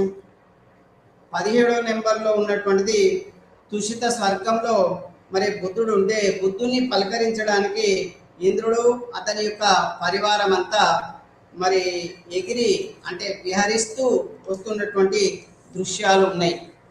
అంటే మనుషులు అయితే సంస్కరిస్తారు, దేవతలు అయితే విహరిస్తారు. దేవతలకు మనుషులకు తేడా అంటే దేవతలకేమో హెలికాప్టర్ల లెక్క రెక్కలు ఉంటాయి, వాళ్ళు విహరిస్తారు. మనుషులేమో సంచరిస్తారు, ఇక్కడ తేడా. కాబట్టి మరి తుషిత స్వర్గంలో ఉన్నటువంటి బుద్ధుని కలవడానికి మరి దేవతలు మరి వాలిపోవడం జరిగింది. అంటే మనకు అజంతా కుట్య చిత్రాలలోని మరి ఇంకా విశేషాలను తెలుసుకుంటే, మరి బుద్ధుడు మరి ధ్యాన ముద్రలో ఉన్నాడు. మరి బోధిసత్వుని యొక్క చిత్రాలు, బోధిసత్వుల యొక్క చిత్రాలు కాకుండా ఇంకా అవలోకేశ్వరుడు, పద్మపాణి మొదలైనటువంటి మరి శిల్పాలు అంటే చిత్రాలు కూడా ఉన్నాయి మనకు కుట్య చిత్రాలుగా. మరి బుద్ధుని యొక్క జీవితంలోని దృశ్యాలను కూడా చిత్రీకరించడం జరిగింది. ఎందుకంటే తన తల్లి గర్భం దాల్చడం తెలియని రూపేణ అనేటువంటిది, మరి అతడు ఇంటి నుండి నిష్క్రమించడం, మహావినిష్క్రమణం, మరి సారనాథ్లో అతడు 5 శిష్యులకు బోధించడం, ధర్మచక్ర ప్రవర్తనం. అంటే అంతకంటే ముందే మరి అతనికి జ్ఞానోదయం అయింది. ఆ జ్ఞానోదయం అయినటువంటిది మరి ఉరువేల గ్రామంలో మరి గయలో రావి చెట్టు కింద అతనికి జ్ఞానోదయం అయినట్టుగా గౌతముడు బుద్ధుడయ్యాడు. మరి రావి చెట్టు మరి బోధి చెట్టు అయింది, అంటే జ్ఞానం ఇచ్చినటువంటి చెట్టు అయింది. అక్కడ నుండి ధర్మచక్ర ప్రవర్తనం. ఆ తర్వాత 5 శిష్యులను తీసుకొని బుద్ధం చరణం గచ్చామి, ధర్మం చరణం గచ్చామి, సంఘం చరణం గచ్చామి అని భారతదేశ చక్రవర్తి అయినటువంటి మరి రాజు దగ్గరికి వెళ్ళి మరి అతడు కూడా బౌద్ధ మతాన్ని స్వీకరించే విధంగా, బింబిసారుడు స్వీకరించే విధంగా తన యొక్క పరివారంతో 1000 మందితోటి స్వీకరించడం జరిగింది. అలాంటి సన్నివేశాలతో పాటు మరి అతడు నిర్యాణం, మల్ల రాజ్యంలో మరి నిర్యాణం అంటే మరణించడం, ఇక్కడ నిర్యాణం సాలరు. ఇక్కడ జ్ఞానోదయం అయింది రావి చెట్టు, కానీ అతడు చనిపోయినటువంటిది మరి అంటే సాల వృక్షం కింద. మరి ఆ సాలవృక్షం కింద మరి దానిలో ముఖ్యంగా యశోధర కూడా ఉన్నట్టుగా, ఆనందుడు మొదలైన వారు ఉన్నట్టుగా చిత్రీకరించడం జరిగింది. ఇవే కాకుండా బుద్ధునిగా పుట్టక ముందుకు జాతక కథలు అంటాం వాటిని. బుద్ధునిగా పుట్టిన తర్వాత పుట్టక ముందుకు ఏ ఏ అవతారాలలో ఉన్నాడో అనేటువంటి వాటిని మనం జాతక కథలు అంటాం. జాతక కథలు బుద్ధునికి పూర్వం ఉన్నటువంటి కథలను స్టోరీలుగా మరి చిత్రీకరించడం జరిగింది. మరి అనేకమైనటువంటి పూల చెట్లు, మరి జంతువులు, ప్రకృతి సౌందర్యం కొరకు మరి చిత్రీకరించడం జరిగింది. వాటితో పాటుగా ఈ యొక్క బౌద్ధ మతానికి చెందినటువంటి బుద్ధుడు, బోధిసత్వులతో పాటు ముఖ్యంగా యక్షులు అంటే ముఖ్యంగా ప్రకృతి దేవతలు, అంటే ఇటు దేవతలు కాదు, అటు రాక్షసులు కాదు, మరి ఉపదేవతలుగా మనం చెప్పుకోవచ్చు. తర్వాత అప్సరసలు అంటే ముఖ్యంగా మనకు క్షీరసాగర మదనం మరి మదిస్తున్నప్పుడు మొట్టమొదలు ఆ మదనం నుంచి, ఆ సముద్ర గర్భం నుంచి పుట్టినటువంటి వారే అప్సరసలు, ముఖ్యంగా నలుగురు. మరి రంభ, ఊర్వశి, మేనక, తిలోత్తమలు, వీళ్ళు డ్యాన్సర్లు. మరి ఈ యొక్క డ్యాన్సర్లు ఎవరికి అనుబంధంగా డ్యాన్స్ చేస్తారంటే గంధర్వులు సంగీతకారులు. ఈ యొక్క సంగీతకారులకు లయబద్ధంగా డ్యాన్స్ చేసేటువంటి వారే ఈ యొక్క రంభ, ఊర్వశి, మేనక, తిలోత్తమలు. మరి ఇవి మరి పౌరాణిక పాత్రలను కూడా సూచించడం జరిగింది ఈ యొక్క పుణ్య చిత్రాలలో. మరి ఇంకా రాజులు, రాణులు, యువరాజులు, యువరాణులు, ప్రభువులు, యోధులు, వేటగాన్లు, కసాయిగాన్లు, ఋషులు, అప్సరసలు, నాయికలు, అందమైనటువంటి సుందరమైనటువంటి స్త్రీలు, మరి యొక్క గృహ దర్బారు, మరి రాజభవన జీవిత దృశ్యాలు, మరి అలంకరణలు, జుట్టు యొక్క అలంకరణ పద్ధతులు, స్టైలు, మరి క్రీడలు, ఊరేగింపులు, ఉత్సవాలు, మరి వారు ధరించినటువంటి ఆభరణాల వైవిధ్యాలు, మరి డిజైన్లు, మరి అజంతా శిల్పాలలోని మనకు అజంతాలో ఉన్నటువంటి శిల్పాలలో ఇవన్నీ చూడవచ్చు. అంటే స్త్రీ సౌందర్యాన్ని గురించి ఆనాటి సాహిత్య వర్ణనలకు మరి అజంతా చిత్రాలలోని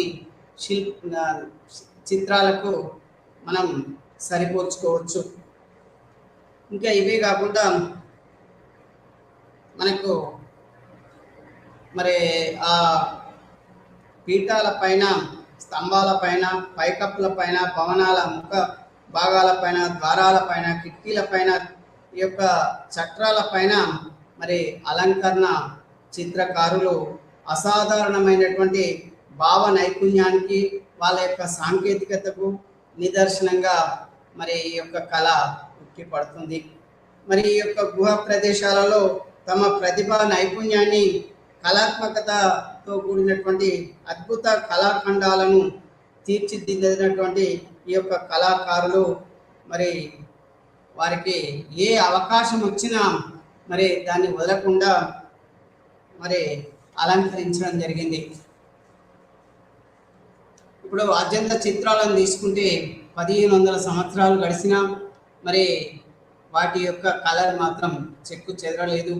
అవి ఒక ప్రమాణాన్ని నెలకొని ఉన్నాయిగా మనం చెప్పుకోవచ్చు. అదేవిధంగా ఈ యొక్క బాగ్ గుహల్లోని చిత్రాలు కూడా వాటి శక్తివంతమైనటువంటి చిత్రణ నమూనాలు, మరి వివిధ రకాలైనటువంటి అలంకరణ డిజైన్లు మరి చాలా అద్భుతంగా మరి లౌకిక స్వభావాన్ని కూడా కలిగి ఉన్నాయిగా మనం చెప్పుకోవచ్చు. ఇక తర్వాతది మనం భాషాభివృద్ధిని చెప్పుకోవాలి. అంటే ముఖ్యంగా ఇక్కడ భాషాభివృద్ధి అంటే ముఖ్యంగా రాజభాష సంస్కృతం. మరి అనేక మంది అనేక గ్రంథాలను మరి సంస్కృతంలోనే రాయడం జరిగింది. మరి యొక్క రెండవ చంద్రగుప్తుని యొక్క మరి ఆస్థాన కవులకి మరి నవరత్నాలని పేరు. మరి ఈ యొక్క నవరత్నాలు అంటే మనకు కాళిదాసు, అమరసింహుడు, శంకు, ధన్వంతరి, క్షపణికుడు, బేతాల భట్టు, ఘటకర్షకుడు, వర రుచి, వర మిహిరుడు, మరి అనేక మంది, వీరే కాకుండా అనేకమైనటువంటి గ్రంథాలను సంస్కృతంలో రాయడం జరిగింది. కాబట్టి వీళ్ళ యొక్క యుగాన్ని స్వర్ణయుగం అన్నాం. అంటే ఇక్కడ శాస్త్రీయమైనటువంటి సంస్కృతం మరి అభివృద్ధి చెందాలి. అధికార భాష కూడా సంస్కృతమే. మరి బౌద్ధ పండితులు మహాయాన బౌద్ధానికి చెందినటువంటి అనేకమైనటువంటి గ్రంథాలను కూడా బౌద్ధ మతస్థులు సంస్కృతంలోనే రాయడం జరిగింది. మరి జైనులు కూడా సంస్కృత గ్రంథాలని అందించారు. మరి ముఖ్యంగా సిద్ధసేనుడు, జైన మతంలో సిద్ధసేనుడు చెప్పుకోవచ్చు. ఈ యొక్క సిద్ధసేనుడికే దివాకరుడు అంటే వెలుగునిచ్చేటువంటి వాడు, సూర్య, వెలుతురు అనేటువంటిది. మరి సిద్ధసేన దివాకరుడు 5వ శతాబ్దానికి చెందినటువంటి తార్కికుడు. ఈ యొక్క తొలి జైన మతంలో తొలి తార్కిక గ్రంథం మరి ఇతడు రాసినటువంటి న్యాయావతారం చెప్పుకోవచ్చు. ఇది 32 శ్లోకాలతోటి మాత్రమే ఉంది. ఇదే కాకుండా ఇంకొక గ్రంథం మనకు మరి జైనుల యొక్క సంస్కృతంలో రాయబడినటువంటిది ఆచార్య ఉమాస్వామి, అతన్ని ఉమాస్వాతి అని కూడా అంటాం. మరి అతడు రాసినటువంటి గ్రంథం మరి తత్వరాధిగమ సూత్రం. ఈ తత్వరాధిగమ సూత్రం మరి ముఖ్యంగా ఈ యొక్క అంటే శ్వేతాంబరులు, దిగంబరులు ఆచరించేటువంటి తత్వాలను దీనిలో పొందుపరచడం జరిగింది. అంటే సమ్యక్ దర్శనం అంటే పూర్తి విశ్వాసం జైనం మీద, మరి సమ్యక్ జ్ఞానం అంటే జైన మతం మీద పూర్తి జ్ఞానం. తర్వాతది సమ్యక్ చరితం అంటే ప్రవర్తన, మంచి సత్ప్రవర్తనతోటి ఉండడం. ఇవి ఉండడం ద్వారా మోక్షం పొందుతుందని మరి ఈ యొక్క తత్వంలో వివరించడం జరిగింది. అందుకే దీన్ని తత్వార్థాధిగమ సూత్రం అని పిలవడం జరిగింది. మరి దీనిలోనే ఒక కొటేషన్ కూడా ఇచ్చాడు. మరి ఆనాటి యొక్క ఇతడు ఈ యొక్క ఉమాపతి స్వామి ఏమనంటే పరస్పరోపగ్రహో జీవానాం అంటే ఈ యొక్క సృష్టిలో జీవులన్నీ ఒకదానికొకటి సహాయం చేసుకుంటాయి అని చెప్పినటువంటి సూక్తి కూడా ఉంది. మరి గుప్తుల కాలంలో గ్రంథాలు, శాసనాలు, నాణ్యాల పైన కూడా సంస్కృతమే మరి సంస్కృత భాషనే చెక్కి ఉంది. అంటే ఇక్కడ ముఖ్యంగా గుప్తుల కాలం నుండి మరి ఎక్కువగా రాజభాష సంస్కృతం కాబట్టి ఈ సంస్కృత భాష వల్లనే దీనికి స్వర్ణయుగం అనేటువంటి పేరు రావడానికి కారణాలలో ఒకటిగా చెప్పుకోవచ్చు. అంటే గొప్ప కవులు ఉన్నారు, గొప్ప నాటకకర్తలు, వ్యాకరణవేత్తలు, నాటక రచయితలు ఉన్నారు. మరి అదే తీసుకున్నట్టయితే సముద్రగుప్తుని యొక్క గజసాహిని సర్వసేనాధ్యక్షుడు కూడా మరి హరిసేనుడు, గజసేనుడే కాకుండా సేనాధ్యక్షుడు కూడా హరిసేనుడు మరి సంస్కృతంలో అలహాబాద్ యొక్క స్తంభ శాసనాన్ని రచించినటువంటి వాడు అతడే. మరి సముద్రగుప్తుని యొక్క విజయాలు మరి ఉత్తర భారతదేశంలో ఉన్నటువంటి రాజులను 9 మంది రాజులను, వాయువ్య దిక్కున్నటువంటి 4 రాజులను, మరి ఈశాన్య దిక్కున్నటువంటి 4 రాజులను, మరి దక్షిణ భారతదేశంలో ఉన్నటువంటి 12 మంది రాజులను మరి ఎవరెవరిని ఓడించి సామంత రాజుగా చేసుకున్నాడో దానిలో పద్యాల ద్వారా, సంస్కృత పద్యాల ద్వారా మరి హరిసేనుడు వివరించడం జరిగింది. మరి అదే కాకుండా అతని యొక్క కుమారుడు సముద్రగుప్తుని యొక్క కుమారుడు 2వ చంద్రగుప్తుడు.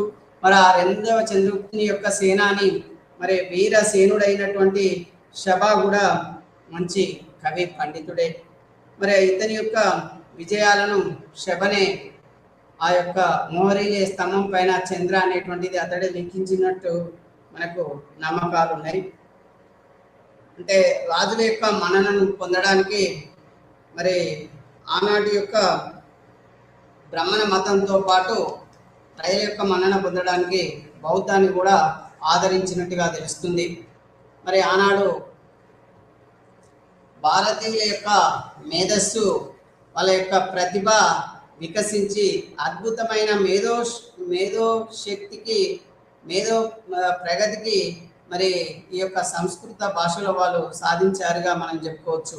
అంటే గొప్ప విలువలు కలిగినటువంటి ఎన్నో ప్రసిద్ధమైనటువంటి సాహిత్య రచనలు ఈ కాలంలో వెలువడ్డాయి.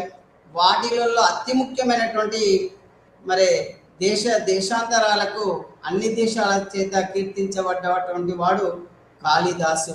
మరి కాళిదాసు యొక్క రచనలు, విశాఖదత్తుని యొక్క ముద్ర రాక్షసనం, మరి శూద్రకుని యొక్క మృచ్చకటికం వంటి నాటకకర్తలు తమ యొక్క రచనల ద్వారా సంస్కృత భాషలో అనేకమైనటువంటి గ్రంథాలను రచించి మరి మౌఖిక రచనలలో కూడా మరి సంస్కృతాన్ని సుసంపన్నం చేయడం జరిగింది. మరి ఆ విధంగా చేసినటువంటి దాంట్లో రచనల్లో మరి వసుబంధు, బౌద్ధ మతానికి చెందినటువంటి వసుబంధు అభిధర్మ కోశం అనేటువంటి గ్రంథం రచాడు. మరి ఆ తర్వాత అతని యొక్క సోదరుడు అసంగుడు యోగాచారం అనేటువంటి గ్రంథాన్ని రాశారు. వసుబంధుని యొక్క తమ్ముడే మరి అసంగుడు. ఈ యొక్క అసంగుడు రాసినటువంటిది యోగాచారం. వాళ్ళ అన్న రాసినటువంటి గ్రంథం పేరేమో వసుబంధు. అనేకమైనటువంటి వందలాది గ్రంథాలను రాశాడు. దానిలో అతి ముఖ్యమైనటువంటి గ్రంథమే అభిధర్మ కోశం. మరి బౌద్ధ మతానికి చెందినటువంటి గ్రంథాలు ఇవి. మరి ఇతడు తార్కికమైనటువంటి వాదాలను దానిలో చూపించడం జరిగింది. తర్వాత బౌద్ధ మతానికి చెందినటువంటి మరి ఇంకో ఫిలాసఫర్, మరి ఆనాడు నలుగురిలో విజ్ఞానవంతునిగా చెప్పుకోబడ్డవాడు దిజ్ఞాకుడు. మరి దిజ్ఞాడు రాసినటువంటిది ప్రమాణ సముచ్చయం. మరి దాన్ని బౌద్ధ మత తర్కానికి పితామహునిగా మనం చెప్పుకోవచ్చు. మరి దాని తర్వాత ఆర్యదేవుడు. మరి ఆర్యదేవుడు చతుహ శతకం అనేటువంటిది, శతశాస్త్రం, మరి అక్షర శతకం అనేటువంటి గ్రంథాలను రాశారు. వీరే కాకుండా ముఖ్యంగా ఖగోళ శాస్త్రాన్ని తీసుకున్నట్టయితే వైద్య గణితంలో మరి అగ్రగణ్యులు. మరి ఆ శాస్త్రీయమైనటువంటి కల్పానికేతర శాస్త్రాలను కూడా సంస్కృతంలో రచించారు. ఇవే కాకుండా ఇతిహాసాలను, మరి ఈ యొక్క రామాయణ మహాభారతాలను మళ్ళీ తిరిగి రాయడం జరిగింది ఈ కాలంలో. మరి వ్యాసుడు రాసినటువంటి 24,000 శ్లోకాలను మరి 1,00,000 శ్లోకాలకు మరి పెంచి పంచమ వేదంగా మహాభారతాన్ని మనం రచించడం జరిగింది. మరి ఇతర శాస్త్రాలతోటి మరి దీనికి మహాభారతానికి ఉన్నటువంటి లింకప్ను చూస్తే భగవద్గీత కూడా దీనిలోని అంతర్భాగమే.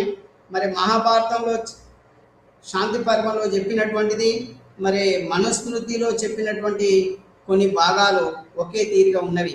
మరి ఇవి కాకుండా మరి అష్టదశ పురాణాలు కూడా సంకలనం చేయడం జరిగింది. ఈ అష్టదశ పురాణాలకు 18 ఉప పురాణాలు కూడా సంకలనం చేయడం జరిగింది.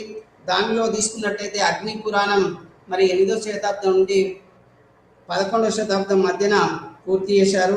మరి ఈ కాలంలో కొన్ని పురాణాలను యాడ్ చేయడం జరిగింది, సంస్కరించడం జరిగింది. వాటిలో చెప్పుకున్నట్టయితే, ఎందుకంటే ఇక్కడ 3 దేవతలను ముఖ్యంగా తీసుకున్నారు, బ్రహ్మ, విష్ణు, మహేశ్వర. మరి వారికి సంబంధించినటువంటి మార్కండేయ పురాణం, బ్రహ్మాండ పురాణం, విష్ణు పురాణం, భాగవత పురాణం, మత్స్య పురాణం, మరి వాయు పురాణాలు ఈ కాలంలో మళ్ళీ సవరించి రాయడం జరిగింది. అంటే గుప్తుల కాలంలోని సాహిత్య అభివృద్ధిని తీసుకున్నట్టయితే ముఖ్యంగా అంటే ఉత్సాహభరితమైనటువంటి కవులు, పండితులు మరి సర్వవ్యాపకంగా విస్తరించడానికి వాళ్ళ యొక్క ధార్మిక సాహిత్యాలే వికసించాయిగా మనం చెప్పుకోవచ్చు. మరి ఈ యొక్క మేధావులు నవహిందూ మతాన్ని వ్యాపింపజేశారా అనే విధంగా మరి వాళ్ళ యొక్క గ్రంథాలు ఉన్నాయి. మరి వాళ్ళ యొక్క సూత్రాలే కానీ, సిద్ధాంతాలే కానీ, తాత్విక ఆలోచనలు కానీ, నీతి నియమాలు మొదలైనవి వాటిని అన్నింటినీ ఇతిహాసాలల్లా మరి పురాణాలల్లా జొప్పించడం జరిగింది. ఇవే కాకుండా స్మృతులు కూడా ఉన్నాయి.